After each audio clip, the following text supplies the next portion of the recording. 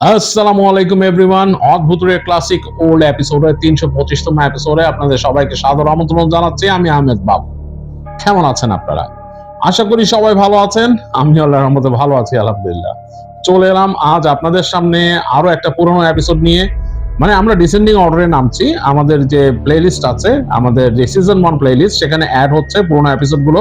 প্রতি ফ্রাইডে নাইটে আমরা চেষ্টা করছি আমাদের পুরনো এপিসোড একটা করে অ্যাড করে দিতে। এই এপিসোডটা আমার বেশ ভালো লেগেছিল, এই কারণ এটা ছিল সম্ভবত ঈদের একটা এপিসোড, তো বেশ লেগেছিল আমার কাছে। তো যাই হোক, চলুন আমরা শুনে আসি ঘটনাগুলো।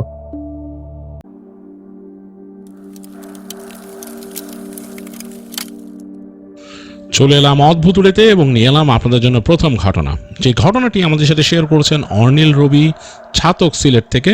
বর্তমানে তিনি রয়েছেন সংযুক্ত আরব আমিরাতে। তো রবি এই ঘটনাটি কালেক্ট করেছেন সাইফ আহমেদ নামে একজনের কাছ থেকে, এবং তিনি তার দাদা ফুল মিয়া, যেটি তার ছদ্মনাম দিয়েছেন তিনি, ফুল মিয়ার একটি ঘটনা আমাদের কাছে শেয়ার করেছেন, যেটি 1960-এর দশকে ঘটে গিয়েছিল সিলেটের কোনো একটা অঞ্চলে। এবং এটি তিনি রিকোয়েস্ট করেছেন আমি যেন আমার মতো করে আপনাদের কাছে প্রেজেন্ট করি। আমি চলে যাচ্ছি অনিল রবির পাঠানো ঘটনায়। ঘটনাটি 60-এর দশকের। সেই সময় সাইফ আহমেদের দাদা ফুল মিয়া বসবাস করতেন সিলেটের সীমান্তবর্তী কোন একটি গ্রামে। তো তাদের গ্রামটা যেখানে ছিল তার ওই পাশে ছিল অনেক উঁচু উঁচু পাহাড়, মানে ওই পার্শ্ববর্তী দেশের পাহাড় ছিল, এবং এই পাশেও পাহাড় আছে অনেক, এবং একটা নদী ওখান থেকে বয়ে নামছে, পাহাড়ি নদী, এবং সেটা এঁকে বেঁকে চলে গেছে তাদের অঞ্চলের ভেতর দিয়ে। আর খুব সুন্দর একটা মানে গ্রামের ভিউ পাওয়া যেত, যেখান থেকেই দাঁড়াতো মানুষ অসাধারণ লাগতো। তো সেই গ্রামেরই একজন গৃহস্থ ব্যক্তি ছিলেন ফুল মিয়া। তো তার কৃষি জমি কিছু ছিল, সেখানে চাষবাস তিনি করতেন। এছাড়াও যেটা তিনি করতেন, তিনি ছোটোখাটো ব্যবসাও করতেন, যেমন কাঠের ব্যবসা, লাকড়ির ব্যবসা, এগুলো তিনি করতেন। তো অনেক সময় এই কাঠের ব্যবসার জন্য লাকড়ির ব্যবসাতে তার সুবিধা হতো যে তাদের যে নদী ছিল, এই নদীতে ঢল আসতো মানে যখন বৃষ্টির সিজন হতো, মানে বেশ বৃষ্টি হতো, এই বৃষ্টিতে এই নদীর উপর দিয়ে ঢলের মতো নামতো, এবং ঢলে দেখা যেত যে নদী যতটুকু আছে সেই নদীর থেকে পানির উচ্চতা অনেক বেড়ে যেত, এবং দেখা যেত সে বেড়ে যাওয়া মানে বেশ অনেক উচ্চতা বাড়তো, যেটা নাকি মানুষের নর্মাল চিন্তার বাইরে। তো যারা মাছ ধরতো তারা কিন্তু ওই সময় খুব সাবধানে থাকতো যে ঢল নামলে সমস্যা হবে, এরকম একটা সময়। তো এর মাঝে অনেকে মাছও ধরতো এরকম। তো এই ঢলের যে পানি, সেটার সাথে অনেক ডালপালা ভেসে আসতো, মানে গাছের ডালপালা। এই ডালপালাগুলোও কালেক্ট করতো গ্রামের কিছু মানুষ। তো ফুল মিয়াও কিন্তু তাদের মাঝে একজন ছিলেন, তিনি এই ডালপালা কালেক্ট করার একজন মানুষ ছিলেন, তিনি করতেন এটা। এবং এই ঢল নামার অপেক্ষায় তারা থাকতেন যে বৃষ্টি বাদলা যখন হয়, তো মাছ ধরতে চলে যেতেন অনেক সময় বৃষ্টি বাদলার সময়। তো যদি দেখা যেত এই মাছ ধরা মাঝেই পানি বাড়ছে, তখন তারা মনে করতো এই যে এখন পাহাড়ি ঢল আসবে, এবং ঢলের সাথে অনেক গাছপালা চলে আসবে এরকম, এবং এরকম বড় বড় ডাল অনেক, মানে তার লাভ হতো এগুলো দিয়ে, এই লাকড়িগুলো দিয়ে। যাই হোক, তো ফুল মিয়ার এটা ছিল একটা এক্সট্রা কাজ, এবং তিনি কাঠেরও কাজ করতেন, কাঠও বিক্রি করতেন এরকম আর কি। তো একবার এরকম বৃষ্টির সিজন, বেশ বৃষ্টি হচ্ছে ওই দিন, সকাল থেকেই হালকা হালকা বৃষ্টি হচ্ছে, মানে কোনো জায়গায় হয়তো ডিপ্রেশন সৃষ্টি হয়েছে এই কারণে। এবং তিনি দেখলেন যে পাহাড়ে অনেক মেঘ জমা হয়েছে, এখান থেকে দেখতে পাচ্ছেন তিনি তার গ্রামের এখান থেকে বেশ মেঘ জমা হয়েছে, মানে পাহাড়ের উপরে ওই সাইডটাতে ঘন মেঘ। তো তিনি চিন্তা করলেন যে আজকে যদি যাই মাছ ধরতে, তো ঢল নামার সম্ভাবনা আছে, ঢল নামার পরেই ওখানে জাল পেতে এই লাকড়ি টাকড়ি এগুলো আটকানো যাবে আর কি। তো এই কথা চিন্তা করে তিনি প্রিপেয়ার হয়ে গেলেন, তার কাজকর্ম যা ছিল দুপুরের মধ্যে গোটায় ফেললেন। পড়ন্ত বিকেলের দিকে তিনি দেখতেছেন বাতাসটা বেশ ঠান্ডা ঠান্ডা হয়ে গেছে, কারণ এই বৃষ্টি যে পড়তেছে মনে হচ্ছে এটা বাড়বে, বৃষ্টি মাঝে মাঝে তোড় বেড়ে যাচ্ছে। তো তিনি বুঝলেন যে হ্যাঁ, ঢল নামবে, কারণ বৃষ্টিও বাড়বে, আকাশের গুড়গুড় শব্দও বাড়ছে। এর মাঝে যদি কিছু মাছও ধরে ফেলতে পারি, ওইটাও বোনাস। তো তিনি তাড়াতাড়ি তার জাল আর টুকিটাকি ওই যেই জাল পেতে রাখেন লাকড়ি ধরার জন্য, এই সব কিছু তার নৌকায় তুললেন। তার নৌকা ছিল একটা, নৌকাটা মোটামুটি বেশ বড় নৌকা, মানে এই নৌকায় মোটামুটি মাল ক্যারি করা যায়, এবং তিনি এটা দিয়ে মাল সাপ্লাইও দিয়েছেন অনেক। তো ওই নৌকা নিয়ে তিনি বেরোলেন, এবং উনি খুঁজছিলেন তার সাথে কাউকে পান কিনা।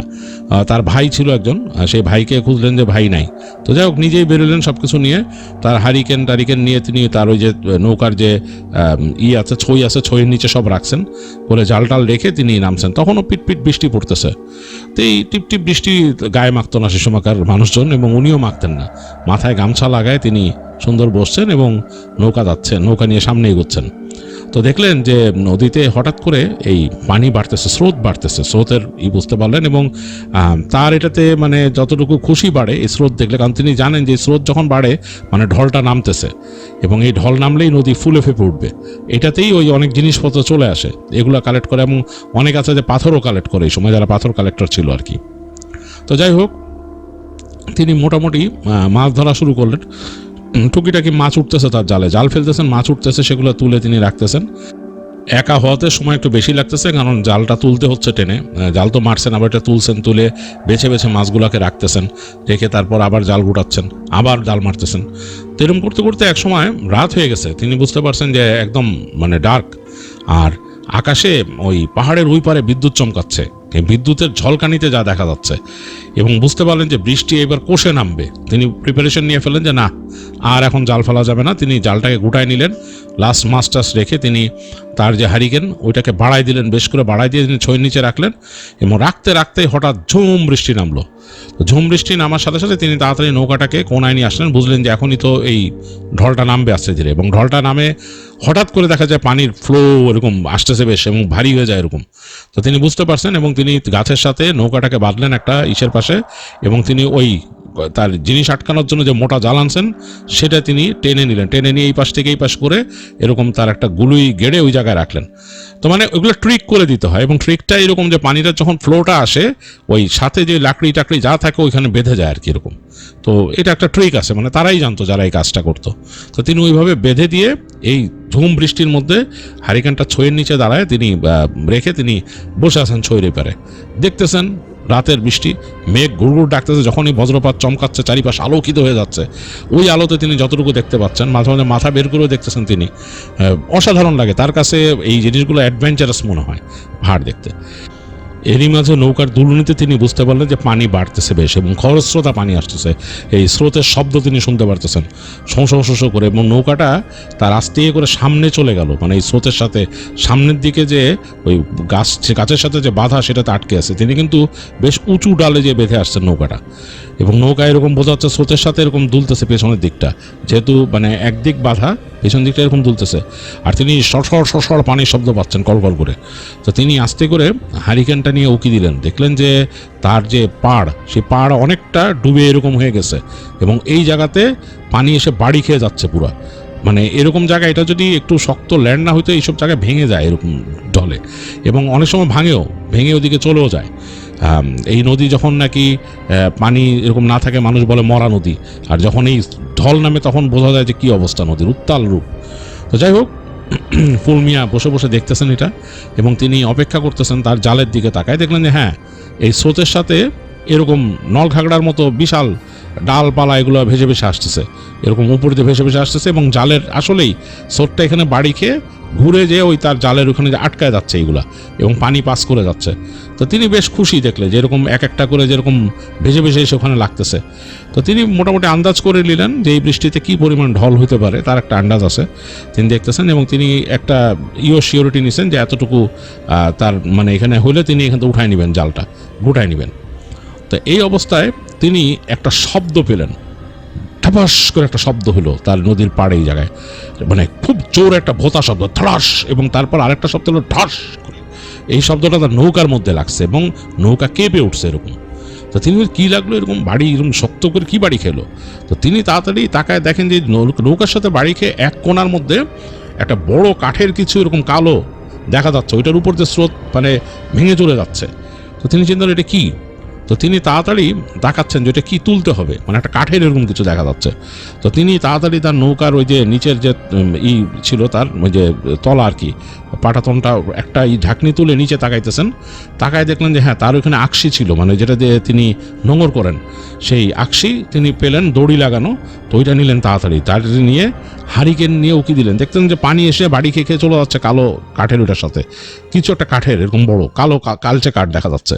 তো তিনি ভালো মতন খেয়াল করে দেখলেন যে এই পানিতে নামলে উনি ভেসে যাবেন ঢলে, নামা তো যাবে না। এখন কী করবেন, দেখতে দেখতে একটা জায়গায় তিনি দেখলেন ওই কাঠের ওইটার সাথে লোহার কিছু এরকম বর্ডারের মতো দেয়া আছে। তো তিনি বুঝলেন যে এখান থেকে মারি। তো ওই আকশিটাকে তিনি ছুঁড়ে মারলেন কাঠের, ওইটা পিছলাই গেল। এরকম 2-3 বার ট্রাই করার পর একবার আটকা গেল ঠাস করে। আকশি তো বুঝতে পারছেন নগরের মতো, মানে চারপাশে এরকম মানে এরকম চোখা চোখা 4টা বাঁকা অংশ থাকে যেটাকে আটকায় ধরে, কোনো কিছুকে আঁকড়ায় ধরার মতো, অনেকটা নোংরই বলা চলে, এটাকে আকশি বলে। যাই হোক, উনি ওইটা দিলে এক জায়গায় আটকায় গেল, একটা অংশ দাঁত এরকম একটা লম্বা বাঁকা দাঁত আটকায় গেল। তো উনি ওইটা যে টানা শুরু করলেন, এটাকে বেজায় ভারী, ওইটা টেনে আনতে পারতেছেন না, উনি অনেক কষ্ট হইতেছে। তো উনি শক্তিশালী মানুষ, বেশ শক্তিশালী মানুষ ছিলেন ফুল মিয়া, কারণ সে সময় এইসব কাজ করতেন যেহেতু, সে তার মানে শরীরে চরম স্ট্রেংথ লাগতো। তো তিনি গায়ের জোরে টানতেছেন, তখন বৃষ্টিটা একটু কমে গেছে, এই ঠান্ডা ঠান্ডা বৃষ্টির পানির মতো মিহি বৃষ্টি তার গায়ে পড়তেছে এবং শরীর বেয়ে নেমে যাচ্ছে এবং ঘাম নামতেছে একই সাথে পরিশ্রমের কারণে। টানতে টানতে টানতে টানতে এক সময় দেখলেন যে ওইটা টানতে টানতেও ওনার নৌকাই কাছায় যাচ্ছে ওইটার। তো কাছে আসলো, তিনি হাল ছাড়লেন না, তিনি রেস্ট নিয়ে আবার হাতে পেঁচায় রশি আবার টানলেন, হাত ছড়ে গেছে অনেক জায়গায় রশির টানে। তো অনেকক্ষণই করার পর একবার দেখলো যে বাক্সটা মানে নড়ছে বাক্সটা এবং অনেকখানি উঠে গেছিল। তো তিনি বুঝলেন যে এই তো উঠবে, তিনি আবার জোরে টান দেওয়া শুরু করলেন, 2 পায়ে এরকম বাঁধায় নৌকার একটা ইসে। তো দেখলেন যে নৌকাটা ওই বাক্স ওঠা শুরু করছে, একটু ওঠা শুরু করছে, এই সাথে তার নৌকা কাত হয়ে যাচ্ছে। তো বেশ কঠিন অবস্থা আর কি, কোনো মতেই তিনি মানে সুবিধা করতে পারতেছেন না। তো এক পর্যায়ে তিনি বুঝলেন যে আমি যদি নৌকাটাকে এইখানে পেঁচায় ওইটার পাড়টা ধরতে পারি তাহলে একটু ট্রাই করা যায়, পানির মধ্যে তো একটু হালকা থাকি। তো তিনি ওইখানে ওইটাকে টেনে নিয়ে ওই পাশে নিয়ে গেলেন, নিয়ে যেয়ে নৌকাটাকে এই পাশে রেখে হাত দিয়ে টানতে থাকলেন অনেকক্ষণ। দেখলেন কাজ হচ্ছে না, মানে বাক্স এত ভারী, এটাকে টেনে তোলা ওনার কাজ না। তো উনি তখন করলেন কি, ওনার ওই যে আকশির এক মাথা তো আটকায় আছে ওই ইসের সাথে, চিন্তা করলেন যে এটাকে ভেসে যেতে দেওয়া যাবে না। তিনি ওই রশির আরেকটা মাথা নিয়ে তিনি ওই গাছের ডালের দিকে উঠে গেলেন বেয়ে, মানে গাছের ডাল ধরে তিনি সুইং করে চিন আপ করে উঠে গেলেন ওইটার উপর যে ওই রশিটার মাথাটা বাঁধলেন জোরে, মানে শক্ত করে বেঁধে দিলেন যাতে ওইটা ভেসে না যায়। একদিকে তার নৌকাও আছে বাঁধা, আবার এটা। তো যাই হোক, এই দুইটাকে বেঁধে রেখে তিনি আস্তে চিন্তা করলেন যে এখন ওই ডালপালা জালে বাঁধছে, ওগুলো পরে দেখা যাবে, ওগুলো তো পারবেই। তো অনেকক্ষণ বসে থাকলেন, এক সময় দেখলেন যে হ্যাঁ বৃষ্টি কমে গেছে এবং এই স্রোতও নেমে যাচ্ছে আস্তে আস্তে, এবং বাক্সটার বেশ খানিকটা দৃষ্টিগোচর হচ্ছে, মানে বেশ খানিকটা দেখলেন যে কাঠের একটা কালো বাক্স হারিকেন আড়ালে দেখলো তিনি যে অনেকটা বের হয়ে আসছে, অর্ধেকের বেশি বের হয়ে আসছে, কারণ কাইন্ড অফ লাইক অনেকটা পানি যেহেতু নেমে যাচ্ছে ওইটা কাইন্ড অফ ঝুলে আছে ওই জায়গায়। তো তিনি তাড়াতাড়ি, বৃষ্টি যেহেতু থেমে গেছে, তিনি তাড়াতাড়ি নৌকার এই পাশে হারিকেন নিয়ে চলে আসলেন, এনে নৌকা থেকে পাড়ে নেমে গেলেন। পাড়ে নেমে তিনি হাঁটা ধরলেন। তো যাচ্ছেন যেখানে নৌকা বাঁধছেন সেখান থেকে বেশ খানিকটা গাছপালা বন জঙ্গলের মতো এটার ভিতর দিয়ে যেতে হয়। তো হাঁটতেছেন পা ভেজা এরকম দিয়ে, ওখানে একটা জিনিস আছে অনেক সময় সাপ আসে, এই সাপের ভয় আছে, এগুলো ভয় করতে করতে তিনি যাচ্ছেন। খুব উনি মানে কি বলে, খুব উনি ইন্টারেস্টেড হয়ে গেছেন যে ভিতরে কি আছে, খুব আগ্রহী কৌতূহলী একটু যে এই বাক্সটা কিসের, মনে করেন যেরকম বাক্সের মধ্যে যদি কোনো গুপ্তধন চলে আসে এরকম ভাবতেছেন আর কি। যাই হোক, এরকম করতে করতে এবং ডেসপারেটও যেহেতু তিনি মানে ওটা খুলবেন, এরকম করতে করতে হাঁটতে হাঁটতে তিনি পৌঁছাইলেন তার বাসায়, মানে তার বাসা ওখানে ছিল। বাসায় যেয়ে তিনি বাসায় তার ভাইয়ের নাম ধরে ডাকা শুরু করলেন, তার ভাই আরেকটা ঘরে থাকতো। তো কয়েকবার ডাকার পর তার ভাই বেরোলো, বলে কী হয়েছে, হারিকেন নিয়ে বেরিয়েছে আর কি, কী হয়েছে। তিনি বললেন যে এদিকে আয়, ভাইরে বললেন তুই এদিকে আয়, আর পারলে পাশের বাসার অমুখরে নিয়ে আয়, মানে পাশের বাসায়, তাদের পাশের বাসায় আরেকজন লোক ছিল তাকে। তো তার ভাই বেরোলো, বলে কী ব্যাপার, বলে কি আরে বেটা একটা জিনিস পাইছি, পাশের বাসার লোকটারা শুদ্ধ নিয়ে আয়, তারপর আমরা বের করব। তো তার ভাই গেল, যে ওই পাশের বাসায় যে কথা বলে একটু পরে দেখলো যে ওই লোক সহ আরেকটা হারিকেন নিয়ে 2 জন আসতেছে। তো বলে যে তাড়াতাড়ি আয় বলে তিনি গেলেন। এই 3 জন জঙ্গলের মধ্যে দিয়ে হারিকেন নিয়ে, মানে ওই গাছপালার মধ্যে দিয়ে যে পৌঁছালেন ওইখানে। তো দেখেন যে তখন পানি আরও নেমে গেছে, স্রোত নেমে গেছে, স্রোতটা বাড়ছে কিন্তু স্রোত নেমে গেছে অনেকটা, এবং ওই বাক্সর প্রায় 70%-এর মতো জেগে উঠছে আর কি, আর 30%-এর মতো পানির নিচে। তো 3 জন দেখে অবাক হলেন, তার ভাইও অবাক হয়েছে, পাশের বাড়ির লোকটা অবাক হয়েছে, আর এটা কোত্থেকে পাইছেন ফুল ভাই, এটা তো কঠিন জিনিস। তো যাই হোক, তো তিনি বলতেছেন যে হ্যাঁ আগে তুলতে তো হবে, অনেক ভারী। তো 3 জনে মিলে তখন ট্রাই করলেন, তখন বেশ কষ্ট হলো, কারণ পানিতে নামা যাচ্ছে না, পানিতে নামলে স্রোত ধাক্কা দিয়ে ফেলে দিবে। এই রশি পেঁচায় ওইভাবে নৌকার গুলির মধ্যে বসে, গাছের গোড়ায় বসে কোনো মতো এটা রশি দিয়ে ভালো মতো পেঁচায় 3 জনে মিলে টানা শুরু করলেন। আর 3 জনে মিলে টানতে টানতে 3 জনের হাত ছড়ে গেল, কিন্তু এক পর্যায়ে বাক্সটা উঠে আসলো কোনায়। উঠে আসলে 3 জন হাঁপাচ্ছে বসে, যে আরে কি আছে ভিতরে, কি এরকম ভারী কি জিনিস ভিতরে। তো ওই পাশের লোকটা বলছে, পাশের বাড়ির লোকরা, যে ফুল ভাই আপনার কিন্তু কপাল খুলে গেছে, ভিতরে তো পাইছেন গুপ্তধন, বিশাল কিছু তো দেওয়া লাগবে, আপনার সাথে কাজ করছি না। আর সে বলতেছে তখন ফুল মিয়া বলছে আরে পাই না কিছু, পাইলে তো দেখবই দিবই, সাথে তো আছেন আপনি, চলেন। তো যাই হোক, ওইটা তারা ওই জিনিসপত্র নিয়ে ওই বাক্সটাকে টানতে টানতে এক সাইডে নিয়ে গেল। তো সাইডে এনে বুঝতেছে যে এই বাক্স টেনে বাসা পর্যন্ত নেওয়া তাদের কাজ না। তো এখন কোনোভাবে তাদের ওই যে গোয়াল ঘর থেকে ওখান থেকে একটা গরু মানে ষাঁড় নিয়ে আসতে হবে। তো তার ভাইকে বললেন যে নিয়ে আয় ষাঁড় এনে ষাঁড় দিয়ে বেঁধে টানায়, আর আমরা তিনজনও টানবো একসাথে, অসুবিধা নেই। তো যাই হোক তার ভাই চলে গেল। তো বেশ অনেকক্ষণ পর দেখলো যে ষাঁড় নিয়ে আসছে। এই যে গাছগাছালির মধ্যে দিয়ে ষাঁড় আনাটা বেশ দুষ্কর, বৃষ্টি হয়েছে, ভিজে গেছে, আর ভয়ও থাকে, ওই যে বললাম সাপ খোপের ভয়।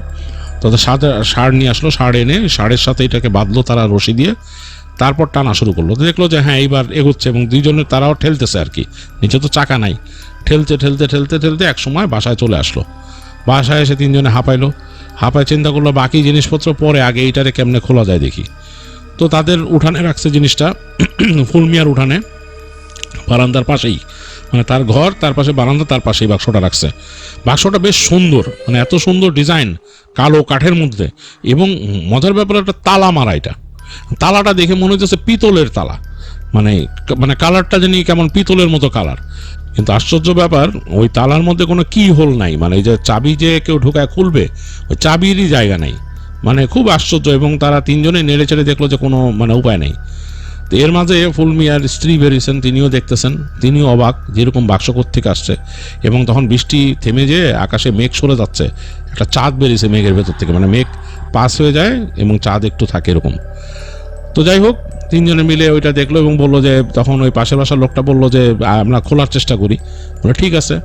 তো তারা যেভাবে পারছে বাসার থেকে হাতুড়ি, শাবল এগুলো নিয়ে, আবার এটাও খেয়াল রাখতে হবে বাক্স যেন ভেঙে না যায়, এটাও খেয়াল রাখতে হবে। বাক্সটা অনেক সুন্দর, এটা ভাঙা যাবে না, ভিতরে নিশ্চয়ই ভালো কিছু আছে। এবং বাক্সটা এমনভাবে লাগানো যে বাক্স ঢাকনাটা এক চুল পরিমাণে উপর দিকে উঠে না, মানে লাগানো থাকলেও রাফ বানানো বাক্স হইলে কিন্তু একটু চুল পরিমাণে দিক হইতো, ওইটা হয় না, মানে ভিতরে এয়ার টাইট কোনো ব্যাপার আছে। যাই হোক ওই লোক শাবল নিয়ে আসলো এবং তারা বিভিন্নভাবে চেষ্টা করলো তালাটাকে ভাঙার, বিভিন্নভাবে বাড়ি দিয়ে কোনো কাজ হলো না। তো পরে বুঝতেছে যে তো মানে খারাপ অবস্থা হবে, এটা যদি এখন ভাঙতে যাই বাক্সটার ক্ষতি হতে পারে। তো চিন্তা করলো না, আজকে রাতের মধ্যে যথেষ্ট হয়েছে, রাত হয়ে গেছে অনেক, এবং পরিশ্রমে তিনজন দর করে ঘামতেছে, কিচ্ছু করার নাই। তো বললো যে আচ্ছা আজকে থাক, এত ভারী বাক্স কেউ নিবেও না এখান থেকে, এই বাক্স এখানে থাক, আমরা যার ঘরে যাই, কালকে দেখা যাক কি করা যায়। আর এই ফুলমিয়ার বন্ধু ছিল ওখানকার স্কুলের একজন মাস্টার, সে আবার অনেক পড়াশোনা করতো। ফুলমিয়া ছোটোবেলার থেকে তাকে দেখছে সবসময় পড়াশোনাই করছে। তো এটা তার কাছে খুব মানে ভালো লাগতো আর কি, তার সেই বন্ধুর এই জিনিসটা। সে বুঝতো যে তার বন্ধু স্বপন, সে এই সম্বন্ধে অনেক কিছু জানে, তার এটা ধারণা যে স্বপন হয়তো আমাকে একটা ওয়ে দিতে পারবে। তো যাই হোক এইসব চিন্তা করে বললো যে আচ্ছা ঠিক আছে চলে যাও, কালকে দেখা যাক, বলে বিদায় নিলেন। ফুলমিয়া নিজের পরিষ্কার পরিচ্ছন্ন হয়ে ঘরে আসলেন। তার স্ত্রী বলতেছে যে নৌকা যে ওখানে বেঁধে রেখে আসছেন, তারপর আপনার ওই যে কী বেঁধে আসছেন কি, ওগুলো কে আনলেন না? ওই কাল দেখা যাবে, কেউ নেবে না ওখান থেকে, বলে তিনি মানে একদম ক্লান্ত হয়ে গেছেন। জাস্ট কোনো মতে খাওয়া দাওয়া করে বিছনায় চলে গেলেন, মানে ডিপ ঘুমে চলে গেছেন শোয়ার পরই। অনেক রাতের বেলা, মানে তখন গভীর রাত, মানে একদম নিশুতি, একে তো বৃষ্টি হয়ে গেছে চারিদিকে একদম এরকম। এই সময় হঠাৎ করে একদম কান্নার শব্দ পাচ্ছেন তারা, সেও তার স্ত্রীও, মানে দুজনেই একসাথে উঠছেন ঘুম থেকে, মানে লাফ দিয়ে কান্না, মনে হচ্ছে খুব মানে সুরে, মানে নাকি সুরে কেউ কাঁদতেছে, এবং তাদের এই বারান্দার পাশে নাকি সুরে কান্নার শব্দ। তো কী ব্যাপার, ফুলমিয়া একটু অবাক হয়েছেন, এরকম অন্ধকার উঠেই দেখতেছেন অন্ধকার। তার স্ত্রী বলছে শুনতে পাইতেছেন কিসের কান্না, কে কান্দে? বলছে আচ্ছা দেখতে হবে তো কে কান্দে এত রাত্রেবেলা। তো তার স্ত্রী বলতেছে না যান না, সামনে যান না, বেরোতে দিবে না। তো ফুলমিয়া বলেন দেখতে তো হবে, আমার উঠানের পাশে কে কান্দে, বাক্সটা এনে রাখছি, কেমন ব্যাপার? তো তাই বলে তিনি বললেন যে দাও আমার কোচ দাও। তার কোচ ছিল যে মাছ মারা কোচ, বা টাটা বলে যারা গ্রামে, টাটা, সেটা নিলেন, নিয়ে তিনি তার হারিকেনটা জ্বালাইলেন। অন্ধকারের মধ্যে হারিকেন জ্বালাতে বেশ কষ্ট, তারপরে তিনি হারিকেন জ্বালালেন। হারিকেনটা একদম কমায় দিয়ে জাস্ট অল্প আলো হয়, এই অবস্থায় তিনি গেলেন কোচটা হাতে নিয়ে দরজার কাছে। তো দরজাটা আস্তে করে মেললেন, পুরো খুললেন না তিনি, দরজার পাশ থেকে তাকায় দেখতেছেন যে ঘটনা কি, উঠানে কাউকে দেখা যায় কিনা। তো দেখলেন যে ম্লান একটা চাঁদের আলো তাদের উঠান ভরে গেছে, এবং দূরে দেখা যাচ্ছে তার ভাইয়ের ঘর, আর তার থেকে বেশ খানিকটা দূরে ওই যে পাশের বাড়ির লোকটা আর কি, তাদের পার্শ্ববর্তী বাসা, মানে ওরকম দেখা যাচ্ছে। তো এই পাশে বাক্সটার দিকে চোখ পড়তেই বুকের মধ্যে ধক করে উঠলো ফুলমিয়ার। দেখতেছেন যে বাক্সর পাশে মনে হচ্ছে উবু হয়ে একটা অবয়ব বসা, মানে উবু হয়ে এরকম হাঁটুর মধ্যে মনে হচ্ছে মাথা যদি দিয়ে কেউ বসে থাকে এরকম মানুষের মতোই, কিন্তু কালচে একটা অবয়ব, মনে হচ্ছে ডার্ক একটা অবয়ব, চাঁদের আলো পড়ছে ওইটার মধ্যে তার ডার্কনেস একটু কমতেছে না, এবং ওইখান থেকে কান্নার শব্দটা আসতেছে, বেশ ডিপভাবে আসতেছে এবং ফুপায় ফুপায় কাঁদতেছে। তো ফুল মিয়া একটু অবাক হলেন যে কে কান্দে উঠানের মধ্যে এরকম, আর বোঝাও তো যাচ্ছে না। তো তিনি করলেন কি, দরজাটাকে আর একটু খুলে ফেললেন, খুলে ফেলে মাথা বের করলেন ভালো মতন, মাথা বের করে দেখতেছেন ওই একই জিনিস। তো তার স্ত্রী পিছন থেকে দেখছে দরজার ফাঁক দিয়ে জিনিসটা, দেখে তাকে টানতেছে জামা ধরে। তিনি হাত দিয়ে স্ত্রীকে ছোটাই দিলেন এরকম, কারণ তাকে দেখতে হবে ঘটনাটা কি। তিনি একটু ওই ব্যাপারে খুব আগ্রহী হয়ে গেলেন যে কে এরকম কাঁদতেছে। তো তিনি আস্তে করে তার ওই হাতে, তার যে হাতের মধ্যে যে ট্যাটা আছে ওইটা হাতে নিয়ে তিনি বেরোলেন, ওই হারিকেনটা নিলেন না, নিয়ে দরজার বাইরে আসলেন। তো দরজা খুলে যে বাইরে আসছেন, এটা কিন্তু একটা শব্দ হয়েছে দরজায়, হ্যাঁ, তার ঘরের দরজায় একটা শব্দ হয়েছে। এই শব্দে তিনি দেখলেন ফট করে ওই যে কাঁদতেছিল সেই অবয়বটা কান্না থামাই দিয়ে তার দিকে মুখ তুলে চাকাইছে। তো তিনি দেখতেছেন একদম ডার্ক অন্ধকারের মধ্যে খুব শুকনা একটা এরকম কিছু অবয়ব, মানুষের মতো, কিন্তু তার চোখ আছে দুইটা, চোখ দুইটা জ্বলতেছে ধকধক করে, অনেকটা রাতের অন্ধকারে এরকম বিড়াল টিড়াল অনেক সময় চোখ জ্বলে যেরকম সেরকম। তো তার বুকের মধ্যে ধক করে লাগলো এটা কে, এবং এইটা অবয়বটা অনেকটা মানুষের মতো, মানে এটা দেখে মনে হচ্ছে কোনো হিউম্যান, কিন্তু মানুষের তো অবয়বে এরকম চাঁদের আলোতে বোঝা যাবে মানুষ, মানুষ যে বোঝা যাবে স্কিন, এটা তো অন্ধকারে কিছু বোঝা যাচ্ছে না, চোখ জ্বলতেছে কেন? এরকম চোখটা তার দিকে কিছুক্ষণ তাকায় থেকে মনে হলো সুইফটলি, মানে খুব সুইফটলি, মানে এত সুইফটলি বলা যাবে না, মানুষের পক্ষে কখনোই সম্ভব না, এরকম স্পিডে এটা একদিকে স্যাঁত করে সরে গেল। এবং স্যাঁত করে সরে গেল মানে ট্রাঙ্কটা তো বড়, মানে যে কাঠের সিন্দুকটা এটা কিন্তু বেশ বড়, মানে ফুল সাইজের একটা ট্রাঙ্ক, এইটার পেছনে সরে গেছে, কাইন্ড অফ লাইক হয় লুকায় গেছে, বা এই যে সিন্দুকটার পেছনে যে ঝোপ আছে ওইটার আড়াল চলে গেছে। তো এই জিনিসটা ভালো মতো দেখার জন্য ফুল মিয়া আস্তেই করে ঘর থেকে 2 পা বেরোলো, মানে তার ইচ্ছা হচ্ছে তিনি তার বারান্দা থেকে নেমে ওই সিন্দুকের কাছে যেয়ে দেখবেন যে ব্যাপারটা কি। এই সময় দেখলেন তিনি তাড়াতাড়ি তার পিছনে কে জানি চেপে ধরলো, তিনি বুঝতে কি ব্যাপার, পিছনে চেপে ধরছে মানে তার এই জামা যে পরা ছিল এটা। তো তিনি খেয়াল করে দেখলেন তার স্ত্রী, ভয় পেয়ে গেছিলেন তিনি, তার স্ত্রী তাকে টানতেছে পিছনে আসার জন্য, যেতে দিবে না। তো তিনি মানে ইশারায় বোঝানোর চেষ্টা করলেন কথা না বলে, যদি দেখি। তার স্ত্রী না, মানে মুখ দিয়ে বলছে না, বলে টেনে ভিতরে নিয়ে আসছে, এসে বলছে না ওখানে যাবেন না, ওটা পিচাস, দেখেন না পিচাস, আমি দেখছি। তো তিনি বললেন যে পিচাস হইলেও তো দেখা দরকার, জিনিসটা কি, বলে না, বলে তার স্ত্রী টেনে রাখছে, তাকে যেতে দিবে না। তো তিনি বুঝলেন তার স্ত্রীর হাত কাঁপতেছে থরথর করে। তো তিনি বুঝলেন যে স্ত্রী ভয় পাইছে এবং তাদের বিয়েও বেশি দিন হয় নাই। তো তিনি এটা নিয়ে আর করলেন না, তিনি চলে আসলেন ঘরের ভিতরে, এসে বললেন যে আচ্ছা ঠিক আছে, ঘুমায় যাই, দরজা লাগায় তারা শুয়ে পড়লো। আবার শুয়ে পড়ছেন, তার কিছুক্ষণ পরে এইবার তিনি শব্দ পেলেন যে মনে হচ্ছে একাধিক কণ্ঠ ওখানে কান্না করতেছে একইভাবে, জাস্ট যেভাবে ছিল একাধিক, মানে 3-4টা কণ্ঠ একসাথে। তো তিনি এবার মানে খুব সিরিয়াস আছেন, তিনি দেখবেন ব্যাপারটা কি। তার স্ত্রী তাকে নড়তে দিবে না, চেপে রাখছে, ধরে রাখছে, তাকে উঠতেই দিবে না বিছানা থেকে।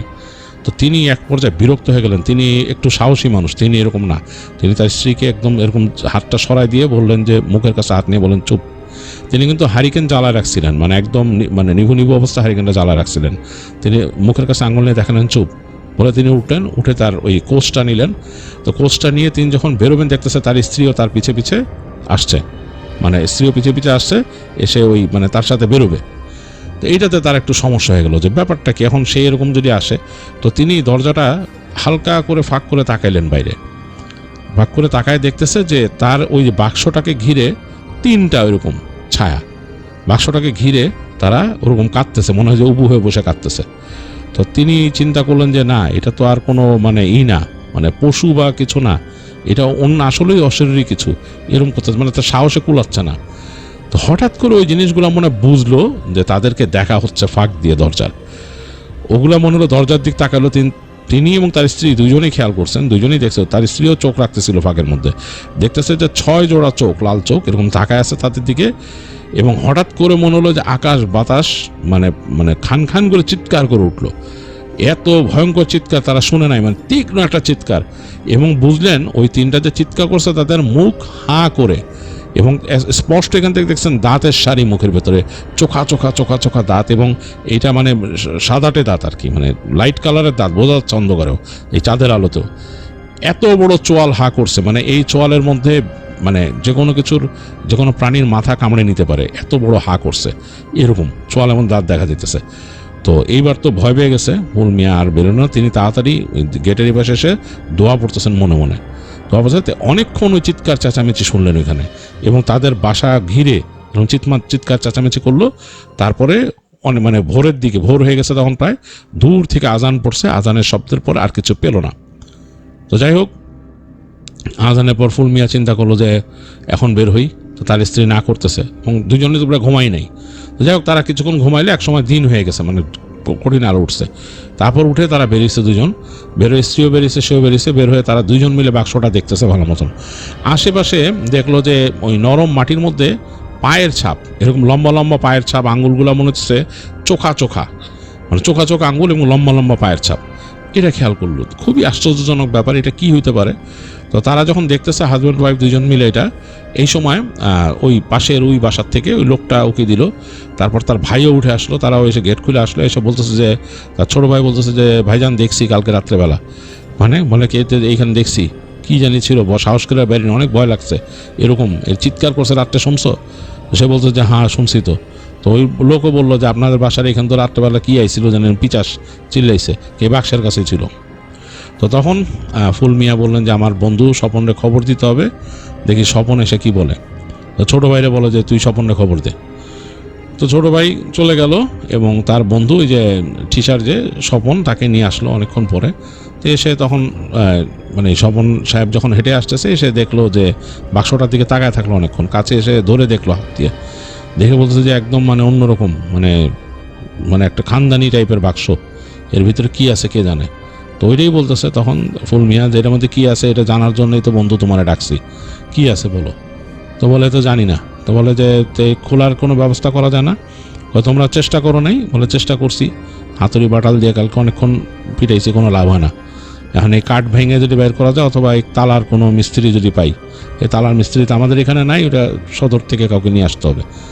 তো বলতে যে হ্যাঁ বাক্সের তো অনেক দাম, ডিজাইন দেখে বলা যায় বেশ রাজকীয় বাক্স, এই বাক্স এমনি বেচলেও অনেক টাকা পাবা। ওই তার বন্ধু বলতেছে আর কি, যে স্বপন বলতেছে তাকে, যে যদি বিক্রি করলেও অনেক টাকা পাওয়া বাক্স, আর বাক্সের মধ্যে কি আছে কে জানে।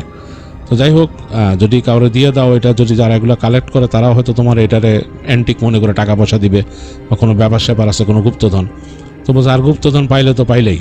তো বলে তো খুলবো কেমনে, এই খোলাই তো সমস্যা। তো ওই স্বপন সাহেব বলতেছে আচ্ছা আমি দেখি। সে কাছে যে সেই তালাটাকে ভালো মতন দেখলেন তিনি বললো দেখি একটা কপি ধরায় নিয়ে আসো। তো তিনি বলার সাথে সাথেই সেই ফুল মিয়া তার বাসায় বললো কপি ধরায় নিয়ে আসতে। তো কপি নিয়ে আসলো। তো দেখলো যে স্বপন সাহেব সে কপিটা তালার নিচে বেশ খানিকক্ষণ ধরে রাখলো, মানে কয়েক মিনিট হবে। কয়েক মিনিট ধরার পর দেখলো ওটা তালা আর স্পর্শ করা যাচ্ছে না, এত গরম। হাতের মধ্যে কাপড় দিয়ে ধরছে, তখন বেশ কিছুক্ষণ ধরার পর টাটাস করে দেখা গেলো যে তালাটা খুলে গেল, খুবই আশ্চর্যজনকভাবে এই হিট দিয়ে রাখাতে। তো কপিটা সরাই রাখলেন তারা, তালাটা গরম হয়ে গেছে, কাপড় দিয়ে সরাইলেন, সরাই সাথে সাথে ওই ডালা সরানোর জন্য ব্যস্ত হয়ে গেলেন ফুল মিয়া। তো স্বপন বললেন যে আস্তে আস্তে আস্তে, এইভাবে না আস্তে। তো বলে মানে তিনি বিভিন্ন রকমভাবে দেখলেন মেপে টেপে। তো বললেন যে শাবল নিয়ে আসো দেখি, কারণ শক্ত হবে ডালা, এই এয়ার টাইট করে রাখছে। তো শাবল নিয়ে আসলো, তো শাবল দিয়ে চার দিয়ে একসময় ঠাস করে খুললো ডালাটা, খুলে এরকম মেলে ফেললো। মেলার পর দেখলো যে এই বাক্সের ভেতরে একটা মখমলের একদম খয়েরি কালারের মখমল দিয়ে পুরো মোড়া, ভেতরে পানি ঢুকে নাই, এয়ার টাইট ছিল ভেতরে, কর্নারগুলো এমনভাবে সিল করা এয়ার টাইট যে পানি ঢুকে নাই ভিতরে, এবং মখমল দিয়ে করে সুন্দর একটা ঘ্রাণ বাক্স থেকে বেরোচ্ছে। কিন্তু এর ভেতরে একটা কঙ্কাল রাখা, এবং কঙ্কালটা পুরো ফুল সাইজ না, মানে একটা কঙ্কাল যদি মানে ফুল সাইজ কঙ্কাল হয় সেরকম না, এটার হাড় আলাদা আলাদা করে রাখা, এবং খুলিটাও আলাদা করে রাখা, এবং তার পাশে একটা বই রাখা এরকম। বইটা সুন্দর করে বাঁধাই করা, চামড়া দিয়ে বাঁধাই করা, কর্নারগুলা এরকম মেটালের মানে ওই তামা বা কিছু দিয়েই করা, এবং এই বইয়ের একটা লক আছে, তালা মারা আছে, এবং বইয়ের মধ্যে একটা ছোট্ট তালা দেয়া, এবং মোমবাতি ছিল, 3টা মোমবাতি রাখা আবার ওখানে, মানে ইসের মধ্যে, এবং মোমবাতিগুলো লাল রঙের মোমবাতি। তো এই জিনিসটা কিন্তু দেখলো স্বপন সাহেবও দেখলো, ফুল মিয়াও দেখলো, তার ভাই দেখলো, সেই যেই মানুষটা তার সাথে বাক্স টানছিল তাদের পাশের বাড়ি সেও দেখলো। দেখার পর বললো যে জিনিসটা কি, এটা আসলে কি হতে পারে। তো সবাই ওই স্বপন সাহেবের কাছে মতামত জানতে চাইলো। তো স্বপন সাহেব বললো জিনিসটা কোনো মানুষের কিছু একটা কালেকশন হতে পারে, জাদুর বা এরকম কিছু। কঙ্কালটা একটু অন্যরকম, একটু ভালো মতো যদি দেখি একেবারে মানুষের কঙ্কালের সাথে সিমিলার না। এর গঠন একটু আছে, মানে আমাদের অঞ্চলে এরকম কঙ্কাল, মানুষের কঙ্কাল এরকম না, একটু ডিফারেন্ট। তিনি ওই মুখের দাঁতের বিন্যাসটা দেখায় বলতেছিলেন, ফুলমিয়া তো বুঝে না, বলতেছে দেখো এটা দাঁতের বিন্যাসটা কেমন, এবং দেখো উপরে নিচে এই দাঁতগুলোর কেনাইন বলে, এগুলো বড় সুচালো, মানে কোনো প্রাণীর মতো, কিন্তু এটা মানুষেরই কঙ্কাল। তো যাই হোক, ব্যাপারটা অন্যরকম, এটা আমাদের আসলে করার দরকার নাই। আমি যেটা বলি তোমার, এখন তোমার জিনিস তুমি পাইছো ফুলমিয়া, তুমি যদি চাও এটারে করতে পারো, মানে দিয়ে দিতে পারো যারা কালেক্ট করে বা এরকম, যাদের কাছে মোটামুটি ভালোই টাকা দিবে তোমারে। আরেকটা পারো এই কঙ্কাল টঙ্কাল ফেলে দিয়ে এই বইটাও ওরকম কালেক্টর কারো কাছে দিতে, বাক্সটা আলাদাভাবে বাজারে বেচতে। তবে কোনো কালেক্টর মানুষ তোমাকে বেশি দাম দিবে এটার জন্য। আর নইলে যেটা করতে পারো, এটা আমার বুদ্ধি বা আমার তরফ থেকে তোমার প্রতি, তুমি আমার বন্ধু, তোমার যতদূর চিনি আমি, তোমার প্রতি আমার একটা সাজেশন, যে এই বাক্সটারে নিয়ে তুমি ওই পানিতে পাইছো না, পানিতে ভাসায় দাও। এরপরে যখন ঢল নামবে, ঢলের মধ্যে ভাসায় দাও। এই আজকে সন্ধ্যায় মনে বৃষ্টি হতে পারে, আকাশের যে অবস্থা দেখতেছি, নেক্সট ঢল নামলে ভাসায় দাও। তো এটা হলো আমার উপদেশ তোমার প্রতি। হ্যাঁ, আর তুমি যদি চাও এগুলো বিক্রি করে টাকা পাইতে পারো। তো এই কথা শোনার পরে বেশ খানিকক্ষণ ফুলমিয়া চুপ করে থাকলো, চিন্তা করতেছে কি করবে। তো সে তার স্ত্রীর দিকে তাকালো, তার স্ত্রীও মানে বলতেছে ফেলে দিতে আর কি, তার মানে হাব ভাবে। তো ফুলমিয়া তার স্ত্রীকেও বেশ পছন্দ করতেন, তার যে মতামত সেটারও দাম দিতেন তিনি, কারণ তার স্ত্রী তাকে মোটামুটি সবসময় ভালো বুদ্ধি দিতেন। আর এই বন্ধুও যেটা বলছে, তো তিনি আগে ঢাকনাটা নামাই দিলেন, নামাই দিয়ে বললেন যে এই তালা তোলে কেমনি কি করবো, তালা তো খুলে ফেলছে। বলে তালা কিছু না, এই তালাটা একটু পরেই তুমি যেটা এখন লাগাই দাও, একটু পরে এটা লেগে যাবে, আবার এটা ঠান্ডা হইলেই লেগে যাবে, দেখো। তো বললো যে তালাটা তো ওই যে কাপড় দিয়ে ধরে রাখছিল, ওইটা আবার ঢাকনাটা নামায় জোরে চাপ দিয়ে বসাই দিল তারা, বসাই দিয়ে তালাটা আবার ওইভাবে করে মানে ধরে রাখলো, ঢুকায় আর কি তালার কিছুক্ষণ পরে দেখলো যে তালা আর খোলা যাচ্ছে না, আবার লেগে গেছে তালাটা। বলে দেখো। তো তখন ফুলমিয়া জিজ্ঞেস করতেছে ওই সে স্বপনকে, তার বন্ধুকে, বন্ধু তুমি কেমনে জানলা এই তালা কেমনে খুলে? খুবই আশ্চর্য জিনিস। তো তখন ওই স্বপন সাহেব হাসতেছে, বলে যে ওই তালার মধ্যেই একটা ছবি আছে, দেখো।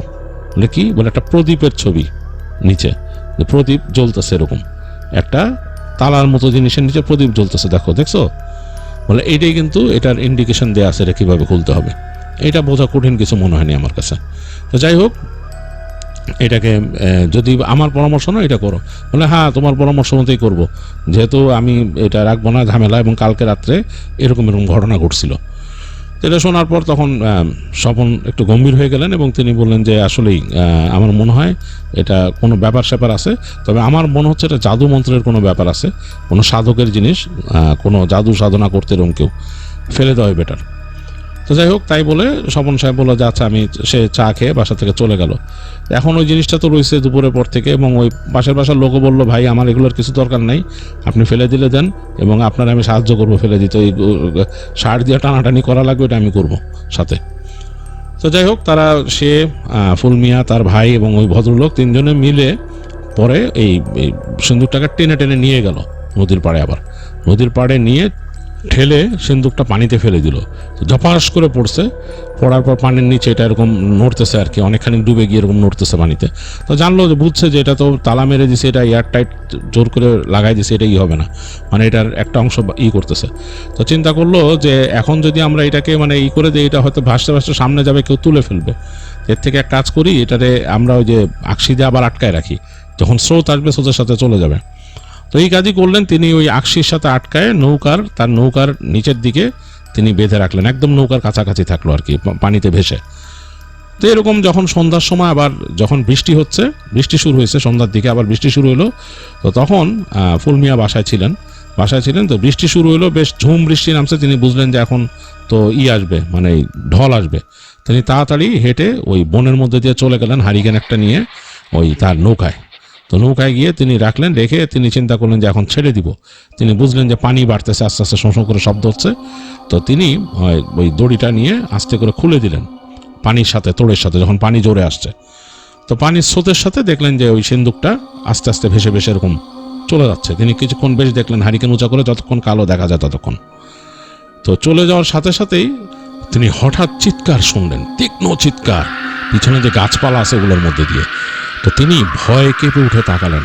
তার মনে হলো যে এই যে গাছপালা বনভূমির মধ্যে কেউ চিৎকার করছে, মানে সেই তীক্ষ্ণ চিৎকার রাতে শুনছিলেন। এরপর আবার একটা চিৎকার শুনলেন, আরও একটা চিৎকার, মানে এই 2-3টা চিৎকার। একটু পরে মনে হলো গাছগাছালির এই পাশ থেকে কেউ মানে নড়ায় চড়ায় ফেলতেছে চারিপাশে গাছপালা। তো ফুল মিয়া বেশ ভয় পেয়ে গেলেন, তিনি কি করবেন বুঝতেছেন না।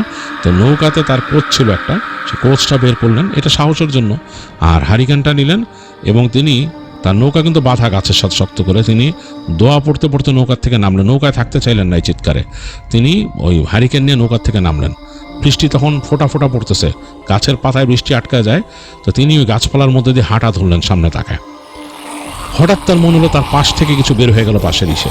তো তিনি তাড়াতাড়ি ওদিকে তাকালেন, কোচটা বাড়ায় ধরে, তখন মনে হয় এই পাশ থেকে গেল এরকম। তিনি দোয়া পড়া শুরু করলেন জোরে জোরে জোরে জোরে, দোয়া পড়ে পড়ে সামনে যাচ্ছেন আর তাকাইতেছেন। তার মনে হচ্ছে যে তার আশেপাশের গাছপালার মধ্যে সর করে কিছু যাওয়া আসা করতেছে, মানে তিনি প্রচণ্ড ভয় পেয়েছেন। জোরে জোরে দোয়া পড়তে পড়তে একসময় তিনি ওই গাছপালার ভেতর থেকে বের হলেন, বের হয়ে তার বাসার কাছে আসলেন, মানে তার ঘরের কাছে এসে তিনি তাড়াতাড়ি পেছন ফিরে তাকালেন। পেছন ফিরে তাকায় দেখতেছেন ওই গাছপালার শেষ প্রান্তে ওই যে দেখছিলেন অবয়ব, ওইরকম একটা অবয়ব পুরো সোজা দাঁড়ায় আছে, লিক লিক এরকম, এবং চোখ দিল ধকধক করে জ্বলতেছে। তাকে দেখে প্রচণ্ড চিৎকার দিল মুখ হাঁ করে। তো এই মুখ হাঁ করা চিৎকার দেখে তিনি প্রচণ্ড ভয় পেয়েছেন যে তার চোয়ালটা ঝুলে এরকম বড় হয়ে গেছে। ওই প্রাণীরা যে চিৎকার করছে তিনি বুঝছেন এটা পিশাচ। তাড়াতাড়ি ফুল মিয়া ঘরের মধ্যে মানে গেটের কাছে এসে জোরে জোরে গেট কিল দিলেন, তার স্ত্রী দরজা খুলে দিল, দৌড় দিয়ে ঢুকলেন। তিনি দৌড় দিয়ে বললেন যে ওই যে সেনকে রাতেরগুলো আসছে, চিৎকার করতেছে।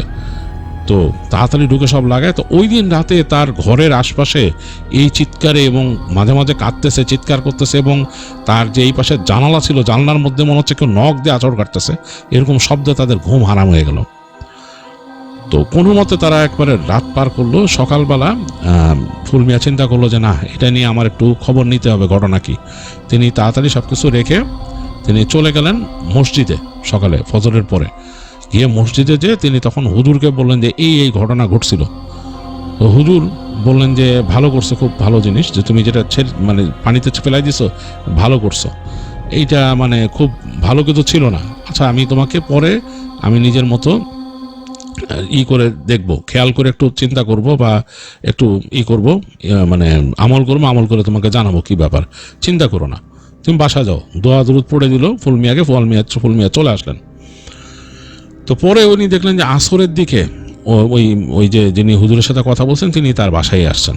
এসে দেখলেন কোথায় ছিল কি ছিল, দেখে বললেন যে আমি একটু আমল করছিলাম, আমলের মধ্যে আমি জানতে পারছি যে তোমার এখানে যেটা আসছিল, এই বাক্সটা তোমার কাছে এসে পড়ছিল, এইটা একজনের কালো সাধনার বাক্স, মানে কালো জাদু সাধনা করে এটা দিয়ে, এবং সে খুব খারাপ টাইপের একটা জিন যারা দৃশ্যত, মানে এরকম কাউকে ওইটার মধ্যে রাখছিল, আটকায় রাখছিল ওখানে, মানে ওইটার দেহাবশেষ আটকায় রাখছিল, এবং সে ওইটা দিয়ে সাধনা করতো। তার অনেক সাধনার জিনিসপত্রও ছিল। আমি তোমাকে বলি ওখানে একটা বই ছিল, তখন এই বইয়ের কথা কিন্তু আগে বলেন নাই তিনি হুজুরকে, বলে যে হ্যাঁ, বলে ওই জিনিসটাই মানে ওইটার ভিতরে ছিল এবং তোমার কাছে পড়ছিল। তারা মানে খুলে তুমি যদি এটা বিক্রি করতে বা মানে এইদিক ওদিক করতে তাহলে হয়ে যেত, এবং ওই যে তোমার কাছে এসে যে বিরক্ত করতেছে ওগুলো জিন, এবং তাদের ওইটা তুমি পেয়ে যে ছেড়ে দিলা না, তুমি যে ওই জিনিসটাকে খুললা না, তারা মানে এটাতে তোমার উপর একটু তারা চাইছিল ওইটা খুলে যদি কোনোভাবে নিয়ে যেতে পারতো তাদের জিনিস, বা তাদের ওই যে জিনিসের তাদের সঙ্গীর যে দেহাবশেষ আছে ওইটা নিয়ে যেতে পারলে তাদের সব দিক দিয়ে হইতো আর কি। এখন তোমার হয়তো কদিন জ্বালাবে, তুমি তো পানিতে ছেড়ে দিছো, নইলে ওরা ওইটারে ফলো করেই যাবে, ওরা ওই বাক্সের পিছনেই আছে। তো যাই হোক, তোমার বাসাটা আমি বন্ধ করে দিতে আসছি। তো বলে তখন ওই হুজুর তার বাড়ি বন্ধ করে দেয়, বন্ধ করে দিয়ে দেখা যায় মাগরিবের আগেই চলে যায়। তো ওই দিন রাতে আর সে কিছু দেখে না, মানে সব কিছু আর কি স্বাভাবিক থাকে, তার আর এগুলো সমস্যা হয় না। তো দুঃস্বপ্ন দেখতো মাঝে মাঝে, ফুল মিয়া নাকি দুঃস্বপ্ন দেখতো যে তার বাসার আশপাশ দিয়ে ওইরকম জিনিস চলাফেরা করতেছে সেই। তো আস্তে আস্তে এই সমস্যা কেটে যায়। আর ফুল মিয়া এর পর থেকেও যখন ওই যে পানিতে যেত কোনো কিছু কালেক্ট করতে, ওই যে বানের পানির থেকে জিনিসপত্র কালেক্ট করতে, সে চেষ্টা করতো যে এরকম বাক্স টাক্স এরকম কোনো কিছু পেলে যাতে নেবে না, যদিও তার কাছে কোনো বাক্স পড়ে নেই আর। তো এই ছিল ফুল মিয়ার ঘটনা, যেটা শেয়ার করলাম। অনিল রবি শেয়ার করেছেন আমাদের কাছে এবং আমি আপনাদের কাছে শেয়ার করলাম। কেমন লেগেছে জানাতে ভুলবেন না, আশা করি ভালো লেগেছে। এবং আমাদের কাছে মেইল করবেন আপনাদের কাছে ঘটনা থাকলে। আমাদের কাছে ইমেল করবার ঠিকানা হচ্ছে odbhuture@gmail.com, which is odvootore@gmail.com। পাঠিয়ে দিন আপনার সাথে ঘটা কোনো ঘটনা অথবা আপনার পরিচিত জনের কাছে পাওয়া কোনো ঘটনা, সেই মানুষটির কনসেন্ট নিয়ে পাঠিয়ে দিন, অথবা আপনি কালেক্ট করে কোনো ঘটনা পাঠান, কোনো মিথ পাঠান, লেজেন্ড পাঠান, বা আপনি কোনো এলাকার কোনো লেজেন্ড জানেন সেটা পাঠিয়ে দিন আমাদের কাছে। যদি সেটা মানসম্মত হয় অবশ্যই আমরা শেয়ার করে ফেলবো। আর এখন চলে যাব পরবর্তী ঘটনায়। যাবার আগে আপনাদেরকে রিকোয়েস্ট করবো, যারা আমাদের চ্যানেলটি এখনও সাবস্ক্রাইব করেনি, কাইন্ডলি সাবস্ক্রাইব করে ফেলুন, একটি লাইক দিন, শেয়ার করে দিন, যাতে করে অন্যরাও অদ্ভুতরে শুনতে পায়।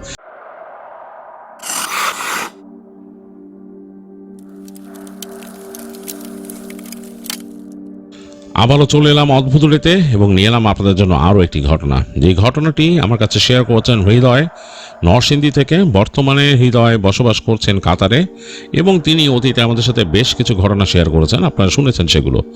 তো আবারও একটি ঘটনা হৃদয় শেয়ার করলেন ঈদ উপলক্ষে এবং তিনি আমাকে অনুরোধ করেছেন আমি যেন আমার মতো করে ঘটনাটা আপনাদের কাছে প্রেজেন্ট করি। তা আমি চলে যাচ্ছি হৃদয়ের পাঠানো ঘটনায়।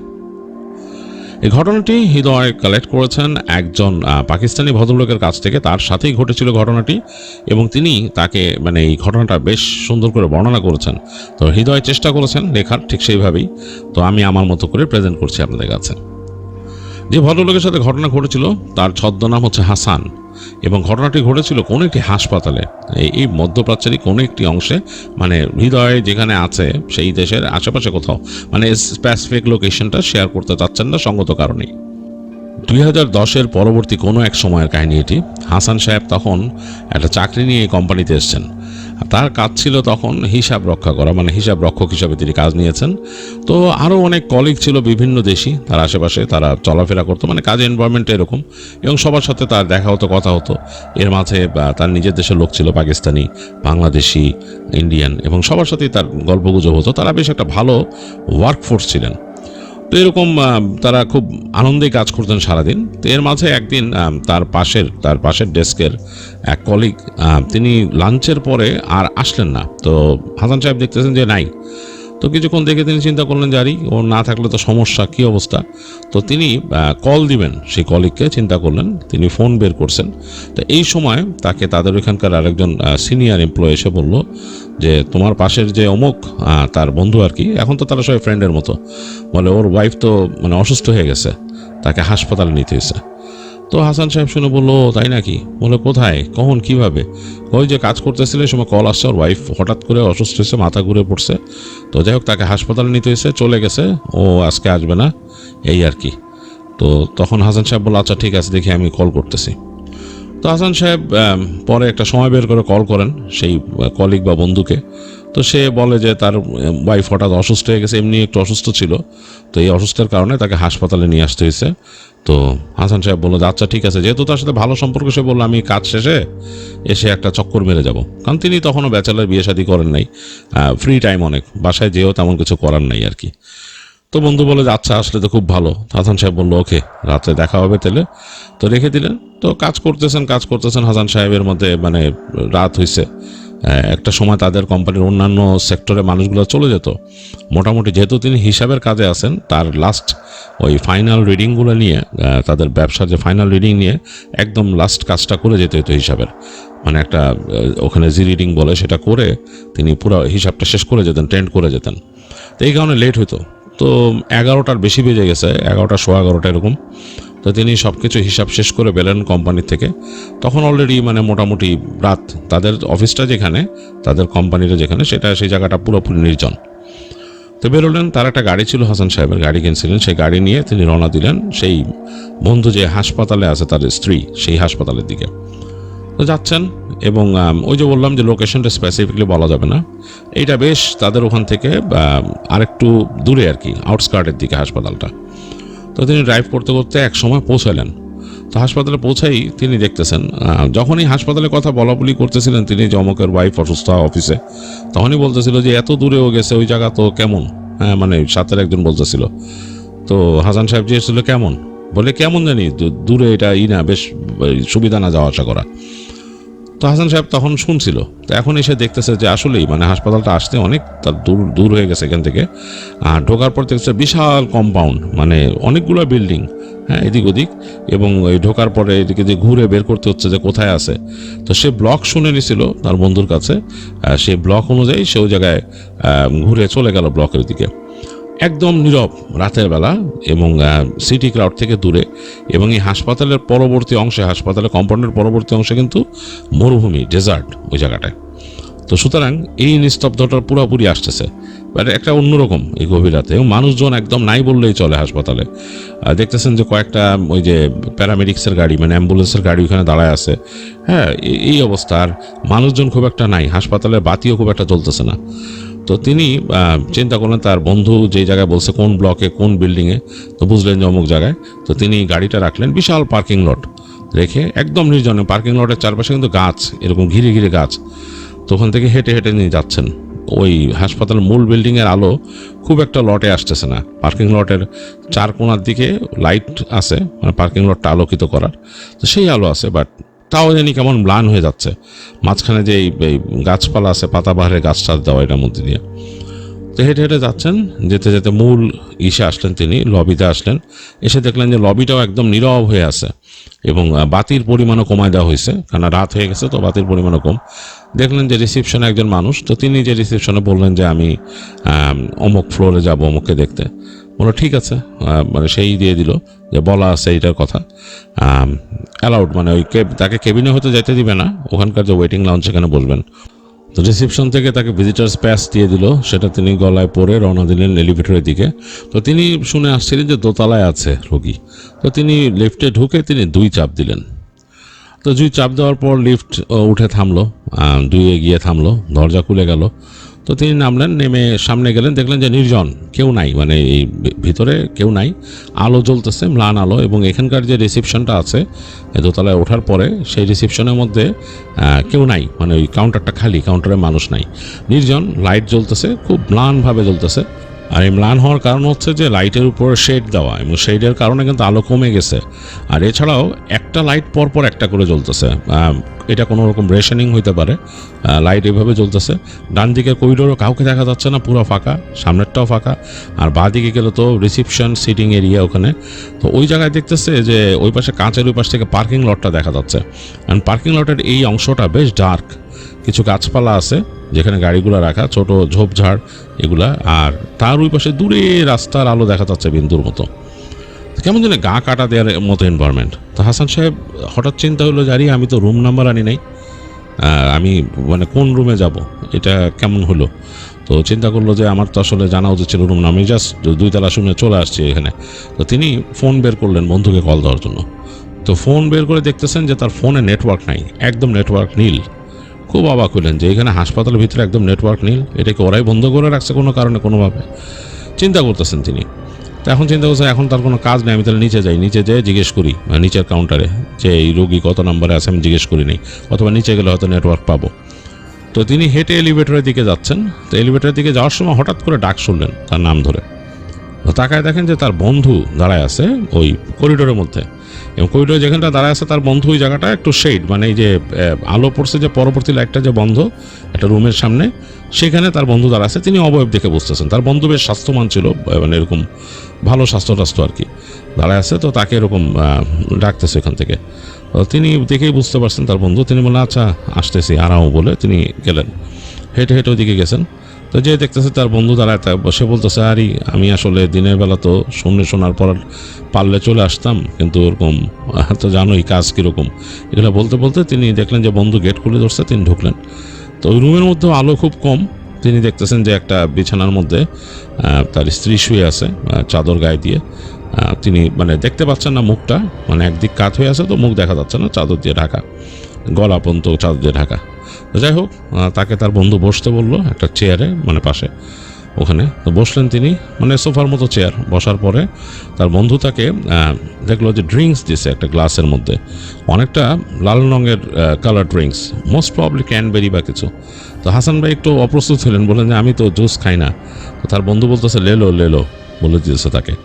তো তিনি দেখলেন বন্ধুর মানে বিহেভিয়ারটা কাইন্ড অফ কেমন যেন একটু গম্ভীর টাইপের, লেলো পিলো। তো তিনি হাতে নিলেন, নিয়ে জাস্ট কথা বলতেছেন, তারপর কিভাবে কি হলো এগুলো জিজ্ঞেস করতেছে।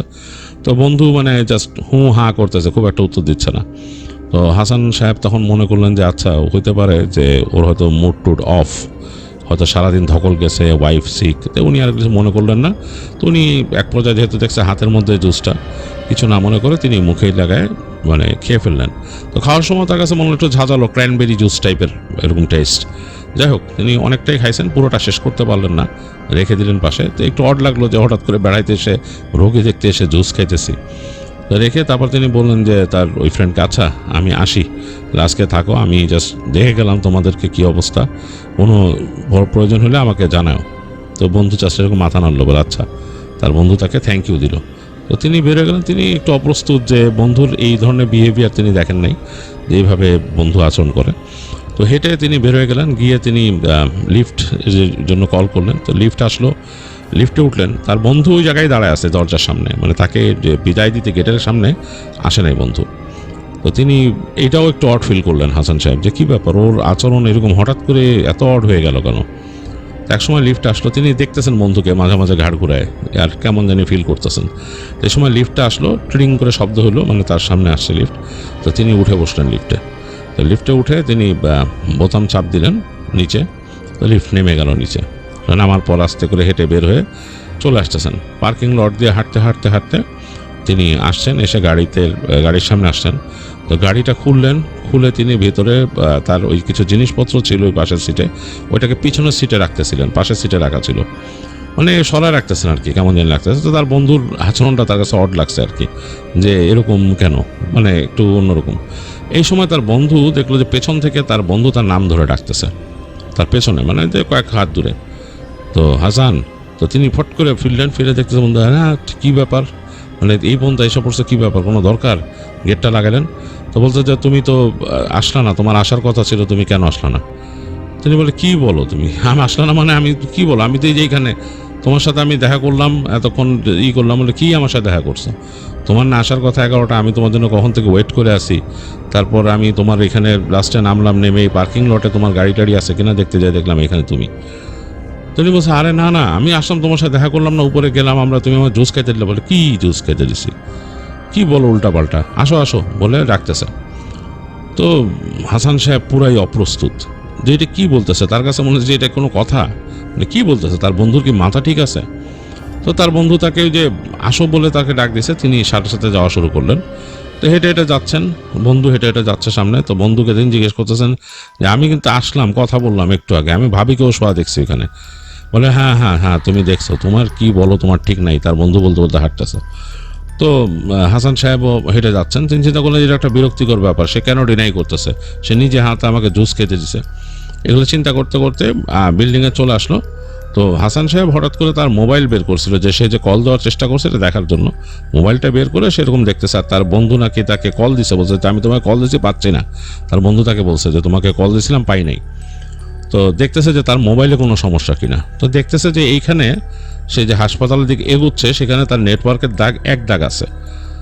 সে দেখতেছে এত কম কেন, একটু আগে গাড়ির কাছেও মনে হয় নেটওয়ার্ক ছিল, সে যখন গাড়ির ওই হাসপাতালে গেটে আসে ঢুকলো লবিতে, তখন তার নেটওয়ার্কটা আস্তে করে টুস করে চলে গেল, মানে এখানে কোনো নেটওয়ার্ক নাই মোবাইলের।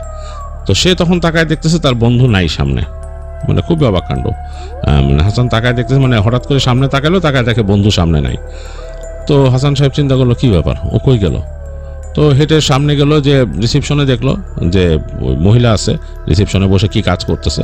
তো সে আর কোনো কথা না বলে হেঁটে লিফটের দিক গেল, যে লিফটে যে সে চাপ দিল, লিফট উপর উঠবে সে, কারণ সে চিন্তা করলো বন্ধু আবার উঠে গেছে নাকি তাকে আসতে বলে, আর এরকম কেমন আচরণ। চিন্তা করছে বন্ধুর সাথে একটু কথা বলা দরকার, যে তুমি কি মানে মাথা টাথা সব ঠিক আছে, তো কী হয়েছে, সমস্যা কি। তো লিফটে চাপ দিলেন, তো লিফট নামলো ট্রিং করে, উপরেই ছিল, এদিক ওদিকে ছিল লিফটটা, নামছেন, নামার পর তিনি উঠে বসলেন, উঠে আবার সেই দুয়ে চাপ দিলেন তিনি।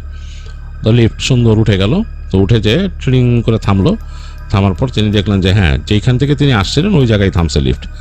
নামলেন, নেমে তিনি ওই লিফটের থেকে নেমে একটু সামনে গেছেন।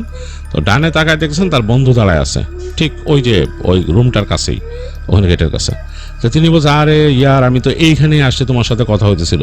তো তার বন্ধু দেখলো, হাসলো, বন্ধুর গলাটা একটু ভারী ছিল, হাসিটা কেমন জানি তার কাছে একটু অন্যরকম লাগলো। এই জায়গায় মানে এই নীরব একটা এরকম ফ্লোরের মধ্যে বন্ধুর হাসিটা কেমন যেন একটু গা কাটা দেয়া লাগলো তার কাছে, স্বাভাবিক না, অস্বাভাবিক মানুষের হাসির মতো। আর তার বন্ধুর গলাটা একটু ভারী ছিল অন্যরকম। তো তিনি একটু থতমত খেলেন, ও হাসলো কেন বন্ধু? তা হাসতেই পারে, মানুষ তো হাসতেই পারে। তো দেখলো যে তার বন্ধু, আবার তিনি ভাবতেছেন হাসান সাহেব যে এরকম কি হতে পারে, ও আসলে বোর্ড, ওর মন টন খারাপ হয়েছে, বোর্ড, ও আমি যে চলে গেছি আবার তার কাছে মনে হয়েছে আমাকে আনা দরকার, আবার নিয়ে আসছে, এটাও তো হতে পারে। তো তার বন্ধু ওই গেট মেলে ধরছে, তিনি আবার যাচ্ছেন ঘরের দিকে। তো তিনি জাস্ট ঘরের মধ্যে পা রাখলেন, এই সময় তিনি দেখলেন ঠাস করে সব বাতি নিভে গেল, অন্ধকার হয়ে গেল চারিদিক। মানে ফট করে পিছনে তাকাইছেন, পিছনে তাকায় দেখলো দরজাটাও লেগে গেছে, মানে কেউ ওই যে বাইরে বন্ধু ছিল, বন্ধু গেটটা এরকম লাগাই দিচ্ছে টক করে, মানে পুরো দরজাটা পেছনে বন্ধ হয়ে গেছে এবং রুমের বাতি, রুমের মধ্যে যে বাতি ছিল ওটাও নিভে গেছে। তো হাসান সাহেব বুঝতে পারছেন যে মানে সারা ঘরটা একেবারে মানে পিচ গোলা অন্ধকার, পিচের মতো অন্ধকার, ডিপ কোনো মানে লাইটের সোর্সই দেখা যাচ্ছে না এখানে। আর পেছনে তাকাচ্ছেন যে দরজাটা, মানে এই দরজাটা কিন্তু বন্ধ, হাত দিয়ে তিনি ফিল করছেন। তিনি ওখানে বন্ধুর নাম ধরে দুবার ডাক দিলেন, ডাক দিয়ে যে নবটা ঘোরানোর চেষ্টা করলেন, দেখলেন যে খুলে না। এই সময় তিনি একটা শব্দ শুনলেন নারী কণ্ঠের, কেমন জানি একটা মানে কণ্ঠটা মানে খুবই অন্যরকম, উইয়ার্ড, যেটা তিনি শুনে এরকম অভ্যস্ত নারী কণ্ঠ, কেমন জানি ভারী ধাতব, মনে পাথরের সাথে পাথর ঘষলে যেরকম এরকম নারী কণ্ঠ। তো হি হি করে কেমন করে যেন বলতেছে যে ভাই সাহেব আপনি আসছেন। তো সে ততক্ষণে হাসান সাহেবের মানে চোখটা একটু মানে শুয়ে আসছে, অন্ধকার আলো আধারিটা একটু শুয়ে আসছে সামান্য। মানুষ কিন্তু অন্ধকারে হালকাভাবে একটা সময় সামান্যতম আলোর মানে ফোটন থাকলেও সেখানে মানুষ কিছুটা দেখতে পারে। তো সে বুঝতে পারতেছে যে ওই বিছানার মধ্যে যেখানে সে দেখছিল তার ওই যে ভাবিকে শোয়া, সেখানে একটা অবয়ব বসে আছে এবং সেটাই কথা বলতেছে, ধাতব, একেবারে ধাতব কণ্ঠ মহিলার, কিন্তু বলছে পাথরে পাথর ঘষতেছে এরকম কণ্ঠ। তাকে বলতেছে এরকম যে ভাই সাহেব আপনি আসছিলেন, আবার আসলেন, জুস পিলি, জুস খাইছেন সব। তো কেন জানি প্রচন্ড রকমের ভয় পেয়েছে হাসান সাহেব, সে মানে মানে পাগলের মতো সে দরজার মধ্যে থাবা দিয়ে তিনি ওই দরজা খোলার চেষ্টা করতেছেন। তো ওইখান থেকে ওই মহিলা বলতেছে যে এত তাড়াতাড়ি করে যাচ্ছেন কেন, বসেন, আপনার ভাই আছে তো, আসতেছে ভাই। তো মানে কথাগুলো এমনভাবে বলতেছে, কথার সে কণ্ঠটা নেয়ার মতন হাসান সাহেবের কাছে। তো তিনি তাড়াতাড়ি দরজার এই নব মোটাই নব ঘোরার চেষ্টা করেন, নব আর ঘুরে না। তিনি সাথে সাথে মানে ধোয়া পড়লেন, ধোয়া পড়ে ঘুরে নাউজুবিল্লাহ মিনাশ শাইতানির রাজিম বলে ঘুরান মোছড়লেন, দেখে ঠাস করে দরজাটা খুলে গেছে। তো তিনি দৌড় দিয়ে বেরিয়েছেন করিডোরে, বের হয়ে দেখতেছেন করিডোর অন্ধকার, কেউ নাই। ওই যে বাইরে যে গ্লাসটা, গ্লাসের আলো, বাইরের আলোটা মানে আকাশের আলো বা বাইরের পার্কিং লটের হালকা আলো এখান দিয়ে এসে পড়ছে। ওই চেয়ারগুলো, ওখানে বসার সিটিং যে চেয়ারগুলো আছে, ওয়েটিং চেয়ার, সেটার উপর দিয়ে একটু করে এসে পড়ছে সামনে। আর ওই যে কাউন্টারটা, রিসিপশন, সেখানেও কেউ নাই, নিথর নীরব, মানে একদম অন্যরকম। আর এর মাঝে জাস্ট মানে পেছন থেকে ওই সেই ভাবির কণ্ঠ শুনতেছে, রুকিয়া ভাই সাহেব ও আ রা হ্যায়, মানে মানে দাঁড়ান, ও আসতেছে। তো হাসান সাহেব জাস্ট দৌড় দিছে, দৌড় দিয়ে লিফটের কাছে গেছে পড়ছে, কারণ পড়িমড়ি করে তার আর কোনো কিছু খেয়াল নাই। তিনি চাচ্ছেন যে তিনি কীভাবে এখান থেকে বেরোবেন। লিফটের কাছে যায়, তিনি পাগলের মতো দেখতেছে লিফটের লাইটগুলো জ্বলতেছে, শুধু পাগলের মতো লিফটের লাইট চাপ দিতেছেন তিনি নিচে নামার জন্য, লিফট আসতেছে না, মানে প্রতিটা মুহূর্ত তার কাছে একেবারেই মনে হচ্ছে। এই সময় তার বন্ধুর কণ্ঠ শুনতেছে তিনি, হাসান, হাসান। তো তিনি ভয়ে একদম মানে মানে হয়ে গেছে, মানে স্তানুর মতো দাঁড়ায় গেছে। তো এই সময় দেখলো যে বন্ধু পিছনে এসে দাঁড়াইছে অন্ধকারের মধ্যে। তার বন্ধুরা বেশ উঁচু লম্বা ছিল এবং বেশ স্বাস্থ্যবান। বন্ধুর এই কণ্ঠ শুনে বা এই হচ্ছে কেমন জানি তার সারা শরীরের মধ্যে ঘাড় থেকে ঠান্ডা স্রোত বয়ে যাচ্ছে, ভয়ই করতে। তাকে তার বন্ধু বলতেছে, জুস নেই পিনে কা, পিলো। তো এই বলে তার সামনে গ্লাসটা মেলে ধরছে, মানে তার ওই যে গ্লাস। তিনি ওই যে বাইরের হালকা আলো আধারিতে দেখতেছেন যে তার বন্ধু এরকম একটা জুসের গ্লাস হাতে, মানে এরকম লালচে পানীয় একটা গ্লাস তার সামনে মেলে ধরছে। এই সময় লিফটটা টিং করে আসছে ইসের সামনে, ওই তার ওই ফ্লোরের সামনে, এবং দরজাটা খুলে গেছে। তো তিনি ওই লিফটের আলোতেও দেখতেছে বন্ধুর চেহারাটা দেখা যাচ্ছে না, কণ্ঠ শোনা যাচ্ছে, বন্ধুটার মানে চেহারা দেখা যাচ্ছে না। একটা অ্যাপ্রনের মতো পরা বন্ধুটা, ওই ডাক্তাররা যেরকম অ্যাপ্রন পরে সেরকম একটা অ্যাপ্রন পরা বা গাউন পরা, যেটাই বলেন অ্যাপ্রন বা গাউন পরা এরকম সামনে। আর মুখের জায়গাটা পুরোপুরি খালচে অন্ধকার, চেহারা কিচ্ছু দেখা যাচ্ছে না, মনে হচ্ছে ওই জায়গাটা নাই, তার চোখ মুখ কিচ্ছু নাই, জায়গাটা অন্ধকার পুরা। এবং তার সামনে একটা গ্লাস বাড়ায় ধরছে এরকম যে পিকে যাও, মানে খেয়ে যাও, এটা পান করে যাও। এবং সে দেখতেছে গ্লাসের মধ্যে যে সে দেখছিল ক্যানবেরি জুসের মতো, মানে সেটা তো সে খাইছিল লাল, এইটা আরও লাল, এটা দেখে মনে হচ্ছে রক্তের মতো পুরা, পিকে যাও। আর তাকে বলতেছে যে থোড়া তো পিলি, বাকি পিকে যাও। তো উনি ধপ করে, মানে কিছু খাইছো বাকিটাও খেয়ে যাও, তো তিনি ধপ করে পড়ে গেলেন ওই সময় সেন্সলেস হয়ে। হাসান সাহেব ওই লিফটের মধ্যে পড়লেন, মানে তার শরীরটা পড়ছে লিফটের মধ্যে অর্ধেক, মানে অর্ধেক বাইরে এইভাবে পড়ছে। তো যাই হোক, তারপর তো আর তার সেন্স নাই। হাসান সাহেবের যখন সেন্স ফিরছে তখন তিনি দেখতেছেন তিনি হাসপাতালের বেডে শুয়ে আছেন, আর তার বন্ধু তাকে মানে এরকম ডাকতেছে। মানে বন্ধু, মানে যে বন্ধুর কাছে গেছেন সে বন্ধু তার দিকে তাকায়, মানে খুব অ্যাংশাসভাবে যে হাসান ঠিক হ্যাঁ তুমি ঠিক হো। তো সে বন্ধুকে দেখে মানে হাঁটো মেরেছে, এবার করে আমার কিন্তু সর, এরকম হাত দিয়ে এরকম ধাক্কা দেবো সর, বন্ধুরা সরাই দিয়ে সে ভয় এদিক ওদিক করতেছে। সাথে সাথে ওই মেডিকেলের দু একজন মানুষ আসছে, ডাক্তার আসছে, এসে বলছে কী হয়েছে, তাকে ধরতেছে। সে বলছে বন্ধুরে বলছে হলে সরা এখান থেকে, ডাক্তারকে বলতেছে। তো ডাক্তার অবাক হয়ে গেল, বন্ধুকে বললো যে একটু সরাই দিল ওখান থেকে। তাকে বলে কী হয়েছে, বলে যে না মানে ক্রেজি, সব কিছু ক্রেজি এখানে। বলে যে আমাকে এরকম 2 তলায় গেছিলাম, এরকম ব্যাপার। তো ডাক্তার তাকে শান্ত করার চেষ্টা করতেছে, বারবার শান্ত করার চেষ্টা করছে। আর ওই ইরা বললো যে ওনাকে চুপচাপ করো, মানে শোয়া রাখো, আর ওনাকে রিল্যাক্সিং মেডিসিন দাও। বললো যে আপনি এখন ঘুমান। হাসান সাহেবের প্রচণ্ড ভয় লাগতেছিল, তো তাকে তারপর ডাক্তার নাকি ওষুধ দিয়ে তারপর ঘুম পাড়ায় দিছে। তো যা পরবর্তীতে যখন তার ঘুম ভাঙছে, দেখলো যে তার অফিসের কয়েকজন বন্ধু আছে, আর এই বন্ধুর সাথে আছে। তো এই বন্ধুকে দেখি তো সে তখন হয়ে গেছে, বলতেছে আমার সাথে কি প্র্যাঙ্ক করা হয়েছে, সেগুলো বলা শুরু করলো বন্ধুদেরকে, মানে তার মাথায় খুব রাগ। তো তাদের মধ্যে একজন বন্ধু বললো কি হয়েছে তোমার? এই বন্ধুও বলতেছে কি হয়েছে, তুমি এরকম করতেছো কেন, তোমার কি সমস্যা, কি তোমার আচরণ আমাকে দেখে এরকম করতেছো কেন?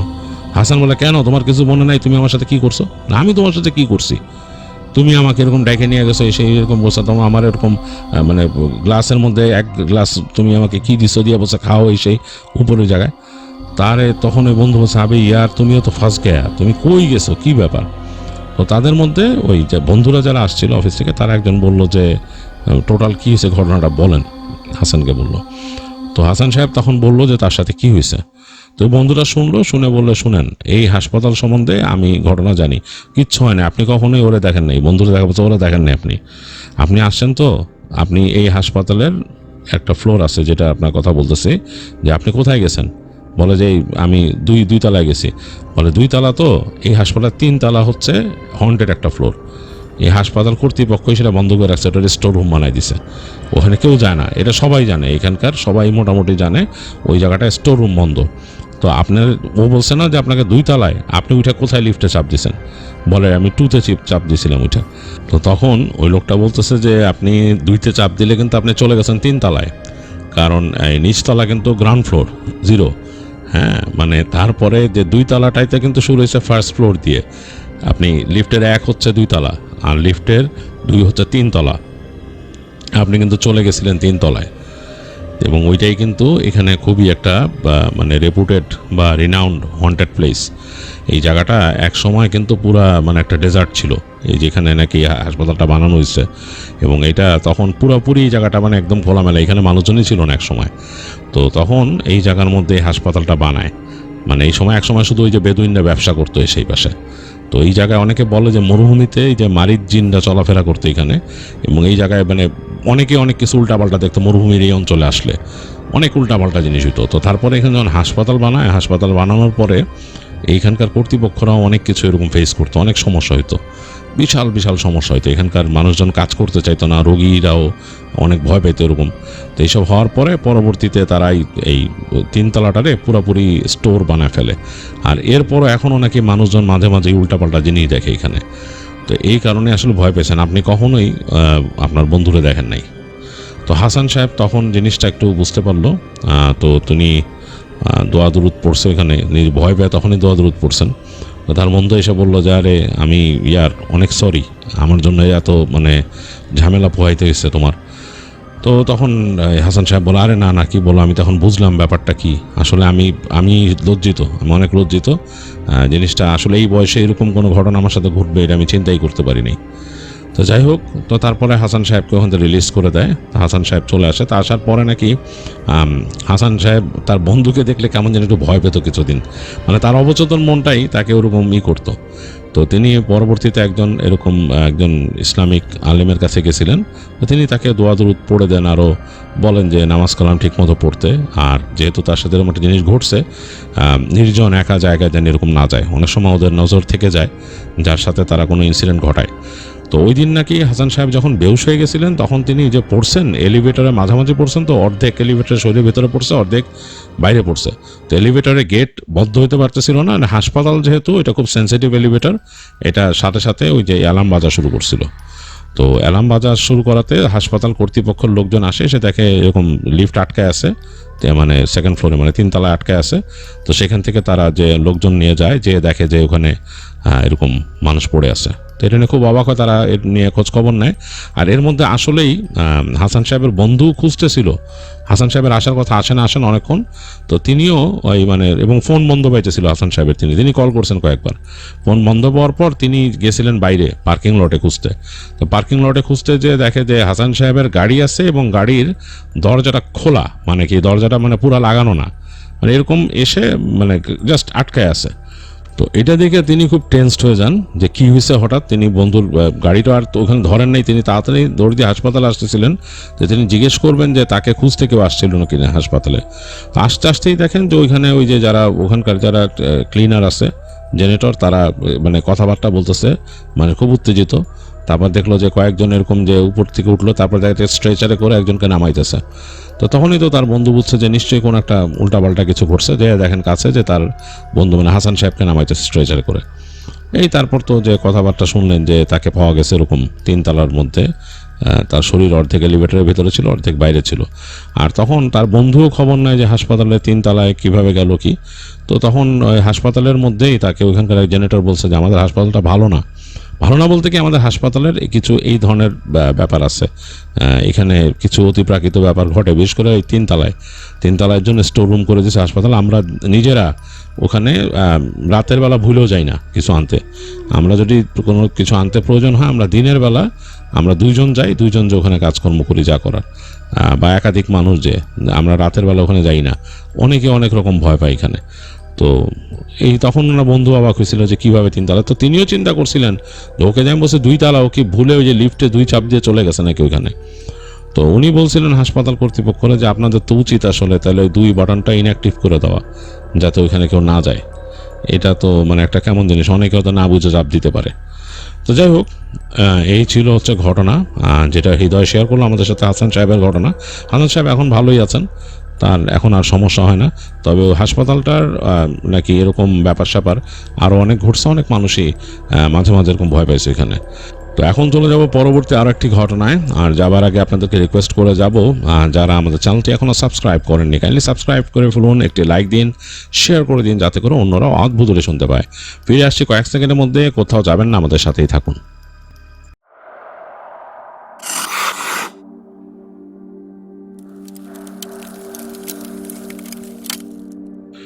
আবারও চলে এলাম অদ্ভুতুড়িতে এবং নিয়ে এলাম আপনাদের জন্য আরও একটি ঘটনা। যেই ঘটনাটি উত্তরা থেকে আমাদের কাছে শেয়ার করেছেন হামিম বিন মাসুদ। তিনি তার নিজের জীবনে ঘটে যাওয়া একটি ঘটনা আমাদের কাছে শেয়ার করেছেন। তিনি আমাকে অনুরোধ করেছেন আমি যেন আমার মতো করে ঘটনাটা আপনাদের কাছে প্রেজেন্ট করি। আমি চলে যাচ্ছি হামিমের পাঠানো ঘটনায়।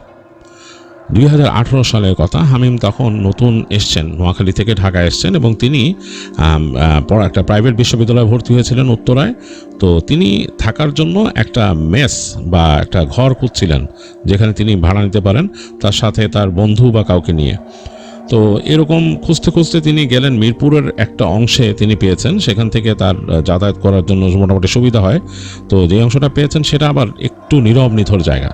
তো সেইখানে যেই বাড়িটাতে ভাড়া পেয়েছেন, বাড়িটা মোটামুটি বেশ অনেক দিন আগেই করছে, এবং এটা দোতলার উপরে, মানে দোতলা একটা বাড়ি, সেটার উপরে আলাদা করে ঘর করা, 2টা টিন শেড রুম, মোটামুটি বেশ বড়ই, আর সামনে বেশ খানিকটা খোলা জায়গা আছে, সেখানে ফুলের টব রাখা হয়। আর এই ছাদের পাশ দিয়ে আর একটা উঁচু জায়গা আছে, মানে লোহার সিঁড়ি করা, সেটাতে উপরে উঠে গেলে জাস্ট কিছু পানির ট্যাঙ্কি রাখা, সেই 3টা পানির ট্যাঙ্ক আছে বড় বড় প্লাস্টিকের।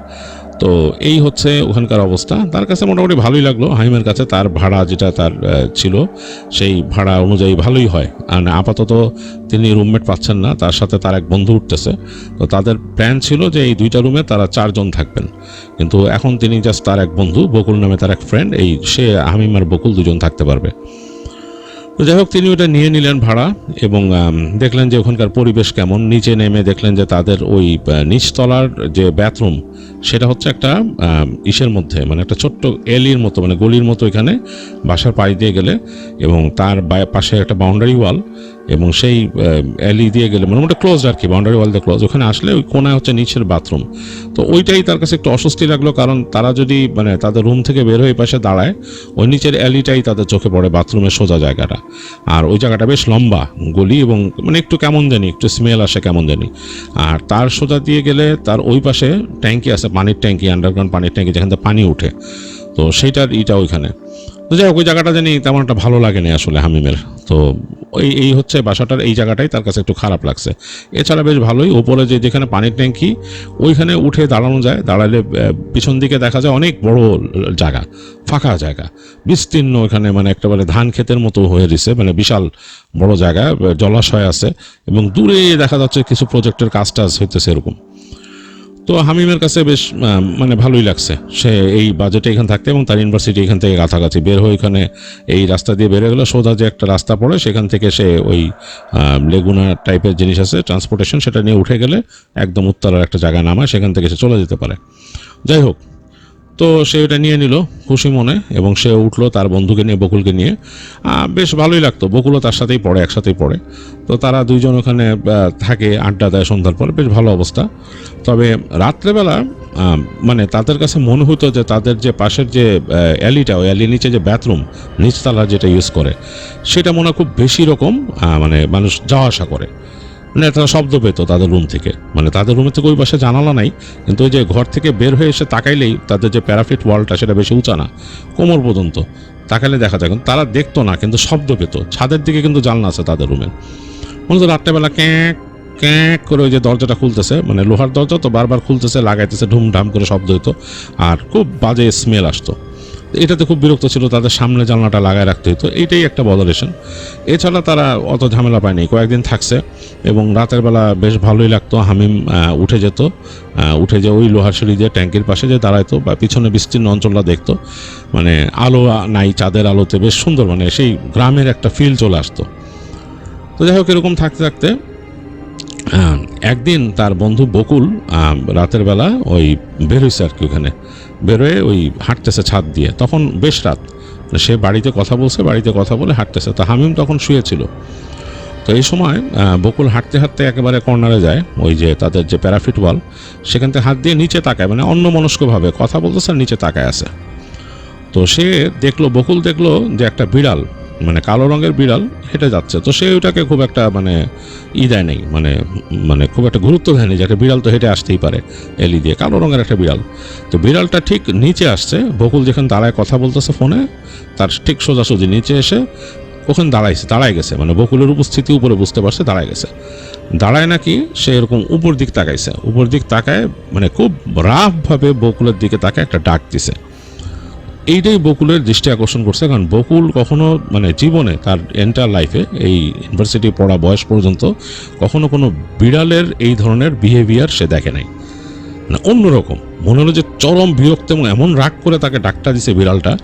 তো বকুল একটু থতমতো খেয়ে গেছে বিড়ালের ডাকে, এবং তার ফোনের মধ্যে তার যে ছিল, সে বলতেছে যে এইভাবে করে কি ডাকে, বিড়াল এরকম ভয় লাগে বাবা, তুমি ডাকো, ফোন ডাকো।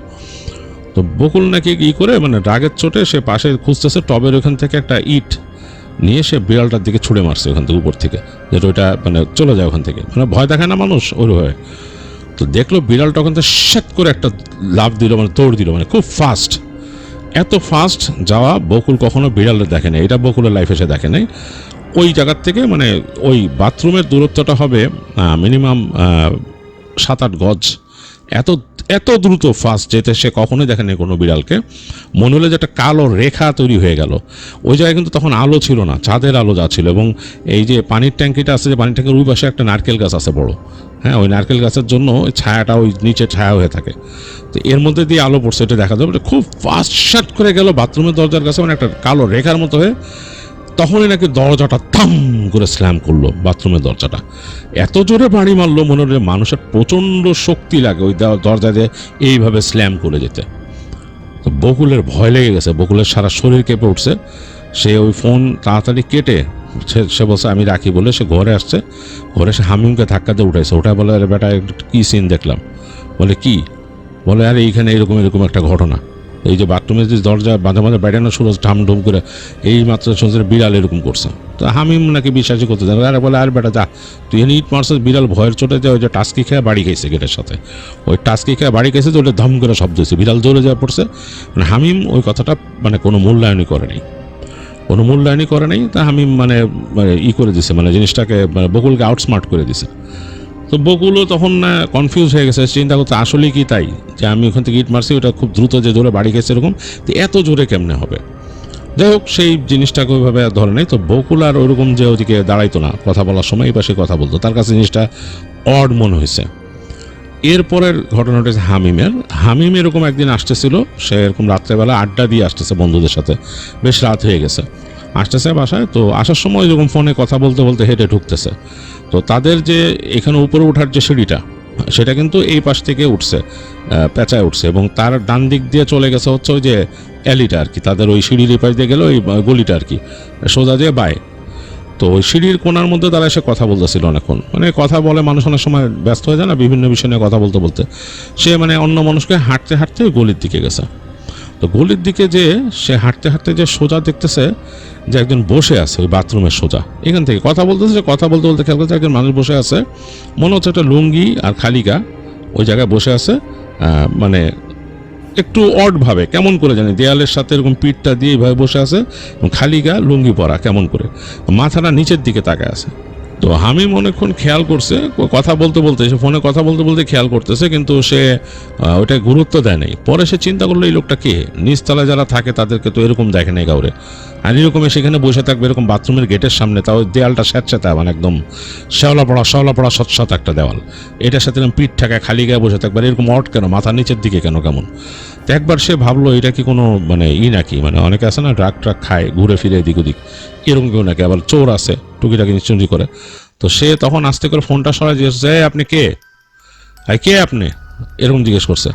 এটা বলার সাথে সাথেই দেখলো যে লোকটা উঠে দাঁড়াইলো ওখান থেকে, হামিমের দিকে না তাকাই সে বাথরুমের গেটটা টান দিয়ে বাথরুমে ঢুকলো এবং প্রচণ্ড জোরে দরজাটা স্ল্যাম করলো। মানে এত জোরে বাথরুমের দরজা স্ল্যাম করছে, মানে থম করে মানে ভেঙে পড়ে যাবে এরকম লোহার দরজা, এমন ঢেড়ে করে কাঁপতেছে। তো হামিম চিন্তা করলো ঘটনা কি, সে তার রাগ উঠে গেছে যে কে এরকম করলো। তো বলে আপনি কে, আপনি এইভাবে করে দরজা লাগান, কি কি রাগ দেখান, আপনি কে, বলতে বলতে সামনে হেঁটে গেছে।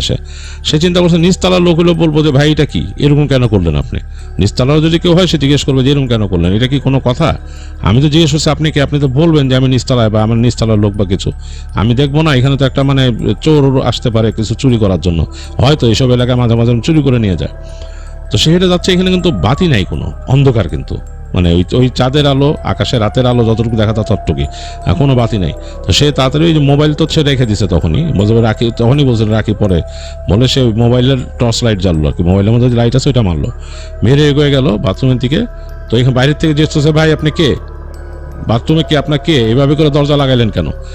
তো এটা বলেই সে আবার বুঝতেছে যে এটা জিজ্ঞেস করাটা ঠিক হইতেছে না, কেউ বাথরুমে গেছে না, কিন্তু অনেকক্ষণ চুপচাপ দাঁড়ায় আছে হামিম, দেখে যে লোকটা বের হইলে কথা বলবে। সে দাঁড়াইতে দাঁড়াইতে মশা কামড়াচ্ছে, অনেকক্ষণ হয়ে গেছে, মানে প্রায় 15-20 মিনিট। সে চিন্তা করলে এত টাইম আমি কেন দাঁড়ায় থাকবো। তো সে আবার জিজ্ঞেস করলো এই যে ভাই আপনি কি বেরোবেন, তো দেখলো যে কোনো শব্দ নাই। তো সে কি মনে করে হামিম বাথরুমের দরজাটা টান দিল, একটু এইভাবে করে টান দিছে, মানে জাস্ট দেখার জন্য যে কী ব্যাপার, এতক্ষণ ভেতরে কোনো সারা শব্দ নেই, কোনো মানুষ আসতেছে না, আমার বেরোইতেছে না, কিচ্ছু না, জাস্ট টান দিয়েছে, দেখলো যে দরজাটা খুলে গেল ক্যাঁট করে। তো সে একটু অস্বস্তি ফিল করছিল যে একটা বাথরুমের দরজা দেখছে মানুষ ঢুকছে এখানে, দরজাটা খোলার পর সে অন্ধকারেই বুঝতেছে ভিতরে কেউ নাই। তা হামিম ওই মোবাইলের টর্চ লাইটটা মারছে ভিতরে, মারার পর দেখতেছে পুরো অন্ধকার, কেউ নাই, বাথরুম পুরা খালি, পুরা ফাঁকা। এই সময় সে দেখলো যে একটা বিড়ালের ডাক, খুব মানে হাসকিভাবে বিড়ালটা ডাকতেছে ভারী কণ্ঠে। পিছন ফিরে তাকায় দেখে যে সে তার থেকে প্রায় ওই যে সে যেখান থেকে ডাক দিয়েছিল লোকটাকে, সেই জায়গায় একটা বিড়াল দাঁড়া আছে। বিড়ালটার মোটামুটি ভালোই সাইজ, বেশ বড়ই, পুরো কালো একটা বিড়াল, এবং মানে মুখের যে লোমগুলা সেগুলো কেমন জানি মানে খুব স্বাভাবিক না। ওখান দাঁড়ায় ডাকতেছে বেশ ভারী গলা এরকম, আর লেজটা এরকম তুলে ফেলছে উপরের দিকে, ফোলানো লেজটা ফুলে গেছে, মানে বিড়াল মারামারি করলে যেরকম হয় সেরকম, মানে খুব রাগ হয়ে আছে। তা হামিম মানে ভয়ের চোটে ওই বাথরুমের দিকে যে আলো মারছিল সেটা ঘুরে এসে বিড়ালটার দিকে মারে। তো বিড়ালটার দিকে আলো মারার পর বিড়ালটার গায়ে হালকা মানে আলো পড়ছে, বিড়ালটা লাফ দিয়ে এক সাইডে সরে গেছে, মানে এক সাইডে পড়ে গেছে শাঁট করে, মানে পুরো আলোটা তার গায়ে পড়তে দেয়নি, শাঁট করে এক শাখা সরে গেছে। তো হামিমের তো সারা শরীরের রোম দাঁড়ায় গেছে, সে বুঝতে পারছে সামথিং ইজ রং। সে বাথরুমটার যে দরজা খোলা এটাই ভয় পেয়েছিল। সে তাড়াতাড়ি দৌড় দেয় ওখান থেকে, মানে একদম দৌড় দিয়ে বেরোয় আসে, এসে দোতলায় উঠে যায়। দোতলায় উঠে সে মানে তার ঘরে ঢুকে যায়। তাদের বাথরুমটা উপরেই ওই সাইডে। তো সে আর ওই সময় বাইরের বাথরুমেও যায় নাই, নিজের মতো চুপচাপ ছিল। বকুল ঘরের মধ্যে শুয়েছিল। বকুলটা পরবর্তীতে বকুল উঠছে পানি খেতে, বকুল এসে বলল যে দোস্ত রাত্রেবেলা এরকম ঘটনা হয়েছে। বকুল কয় কিচ্ছু না, এমনি বিলাই দেখছস, মানে তার সাথে একটু মানে রাগ দেখাইলো আর কি, মানে সে যেহেতু তার কথাকে বিশ্বাস করে নাই। তখন হামিম বলে না দোস্ত আমি তোর কাছে সরি দোস্ত, আমি আসলে এরকম দেখছি এই ঘটনা, তুই তো কি দেখছস বিলাই, আজকে দেখছিস একটা লোক এরকম। তো যাই হোক সে বকুলের কাছে শেয়ার করে, বকুলও শুনে ভয় পায়। এবং ওই দিন রাতেরবেলা প্রায় মানে একবারে একটু পরই বাথরুমের দরজা ধুম থাম করে এরকম স্ল্যাম করতেছে কেউ। তো যাই হোক ও মানে ওরা খুবই ভয় পায় রাত্রেবেলা, ওরা নিজেদের বাথরুম আর ইউজ করতে বেরোয়নি, ছাদেও বেরোয়নি ওই দিন রাত্রে। তো পরদিন নিচতলা যে খোঁজ নেয় হামিম, নিচতলা যে লোকটা আছে তারে বলে। তো সে দেখে অন্য একটা লোক, ওই এটা অনেক নিতান্ত একটা ভদ্রলোক। সে কখনো ওইখানে যে সে বলে যে ভাই আমি তো নিচতলায় থাকি, আমি রাত্রে একদম বাধ্য হয়ে থাকি এখানে, বাধ্য হয়ে থাকি যেহেতু ভাই আমার চাকরি এখানে, আমার আসলে ইনকাম কম, বাড়িতে টাকা পাঠিয়ে দিতে হয়, তো মানে একদম মানে অ্যাফোর্ডেবল ইসে থাকি এখানে, তো এই জন্য আমি থাকি, আসলে না থাকতাম না। রাত্রেবেলা আমি ভয়ে বাথরুমে যাই না, জানেন এই জায়গাটা একদম রীতিমতো একটা মানে হন্টেড জায়গা। বলে যে এই যে মানুষ আমি মানে উনি বলে যে উনি যা শুনছে যে ওখানে যে পানির যে ট্যাঙ্কি আছে ওইটা নাকি পরিষ্কার করাইতে নামছিল মানুষকে, তো ওখানে নাকি দুইজন কর্মী নাকি ওখানে মানে মারা যায় আর কি, হয়ে গ্যাসে বা কিছুতে। ওই পানির ট্যাঙ্কি সব পরিষ্কার করতে গেলে যেটা হয়, মানুষ তো অনেক সময় মানে ঠিকমতো কেয়ারফুলি করে না, এটা খুলে রাখার নিয়ম, গ্যাস বের হয়ে যেতে দিতে হয়, যে ওখানে হয়ে যায়। তারপর থেকে নাকি ওই জায়গাটাতে কয়দিন পর থেকে মানুষ এরকম দেখতো। আর এমনিও জায়গাটার উপরে মানে বাজেই ছিল, একদম কর্নারে তো প্লট এই জায়গায়। তো বলছে যে আমি থাকি মানে কি এরকম ভয় পাই, শব্দ পাই, এটা পাই ওইটা পাই, মনে হয় আমার বাসার আশপাশ দিয়ে হাঁটে, কিন্তু ভাই আমার তখন এই ভাড়া আমি পাবো না, আমার যে টাকায় মালিক দিয়েছেন থাকতে ওই টাকা আমি পাবো না, যেন থাকি আল্লাহর নাম নিয়ে থাকি, আর আমার কোনো ক্ষতি হয় না। এখন আপনারা বুঝেন আপনারা থাকবেন কিনা। তো হামিমরা নাকি তারপর ডিসাইড করে যে ওখানে বেশি দিন থাকবে না, তারা নেক্সট মাসের মধ্যেই ওখান থেকে সরে যায়, মানে একটা মাস সময় দিয়ে সরে যায়। ওই এক মাসে দোয়াদুরুদ করে চলাফেরা করতো, রাস্তা দিয়ে রাত্রেবেলা আসতে গেলে খুব ভয় পাইতো হামিম বকুল দুজনই, আর অন্য কোনো রুমমেট তো উঠাই নাই। পরে তারা এখান থেকে সরে উত্তরায় চলে যায় আর কি, উত্তরার ভিতরে একটা জায়গায়। তো যেখানে গেছে ওখানেও নাকি আসা যাওয়ার পথে একটা জায়গা আছে, ওই জায়গায় বেশ ভয় পাইতো তারা। তো ওইটারও একটা স্টোরি নাকি পরবর্তীতে হামিম শেয়ার করবে একদিন বলছে। তো যাই হোক এই ছিল হামিমের পাঠানো ঘটনা, যেটা শেয়ার করলাম আপনাদের কাছে। আশা করি আপনাদের ভালো লাগছে, আর এর সাথে আজকের মতো আমি শেষ করে দেব। তো যাই হোক ইনশাল্লাহ চলে আসবো সামনের অদ্ভুতুলিতে আপনাদের কাছে থার্সডে নাইট ফিয়ারে। সবাই ভালো থাকবেন, সুস্থ থাকবেন, আর যারা আমাদের চ্যানেলটি এখনো সাবস্ক্রাইব করেননি কাইন্ডলি সাবস্ক্রাইব করে দেবেন, একটি লাইক দেবেন, শেয়ার করে দেবেন, যাতে করে অন্যরা অদ্ভুত শুনতে পায়। আল্লাহ হাফেজ।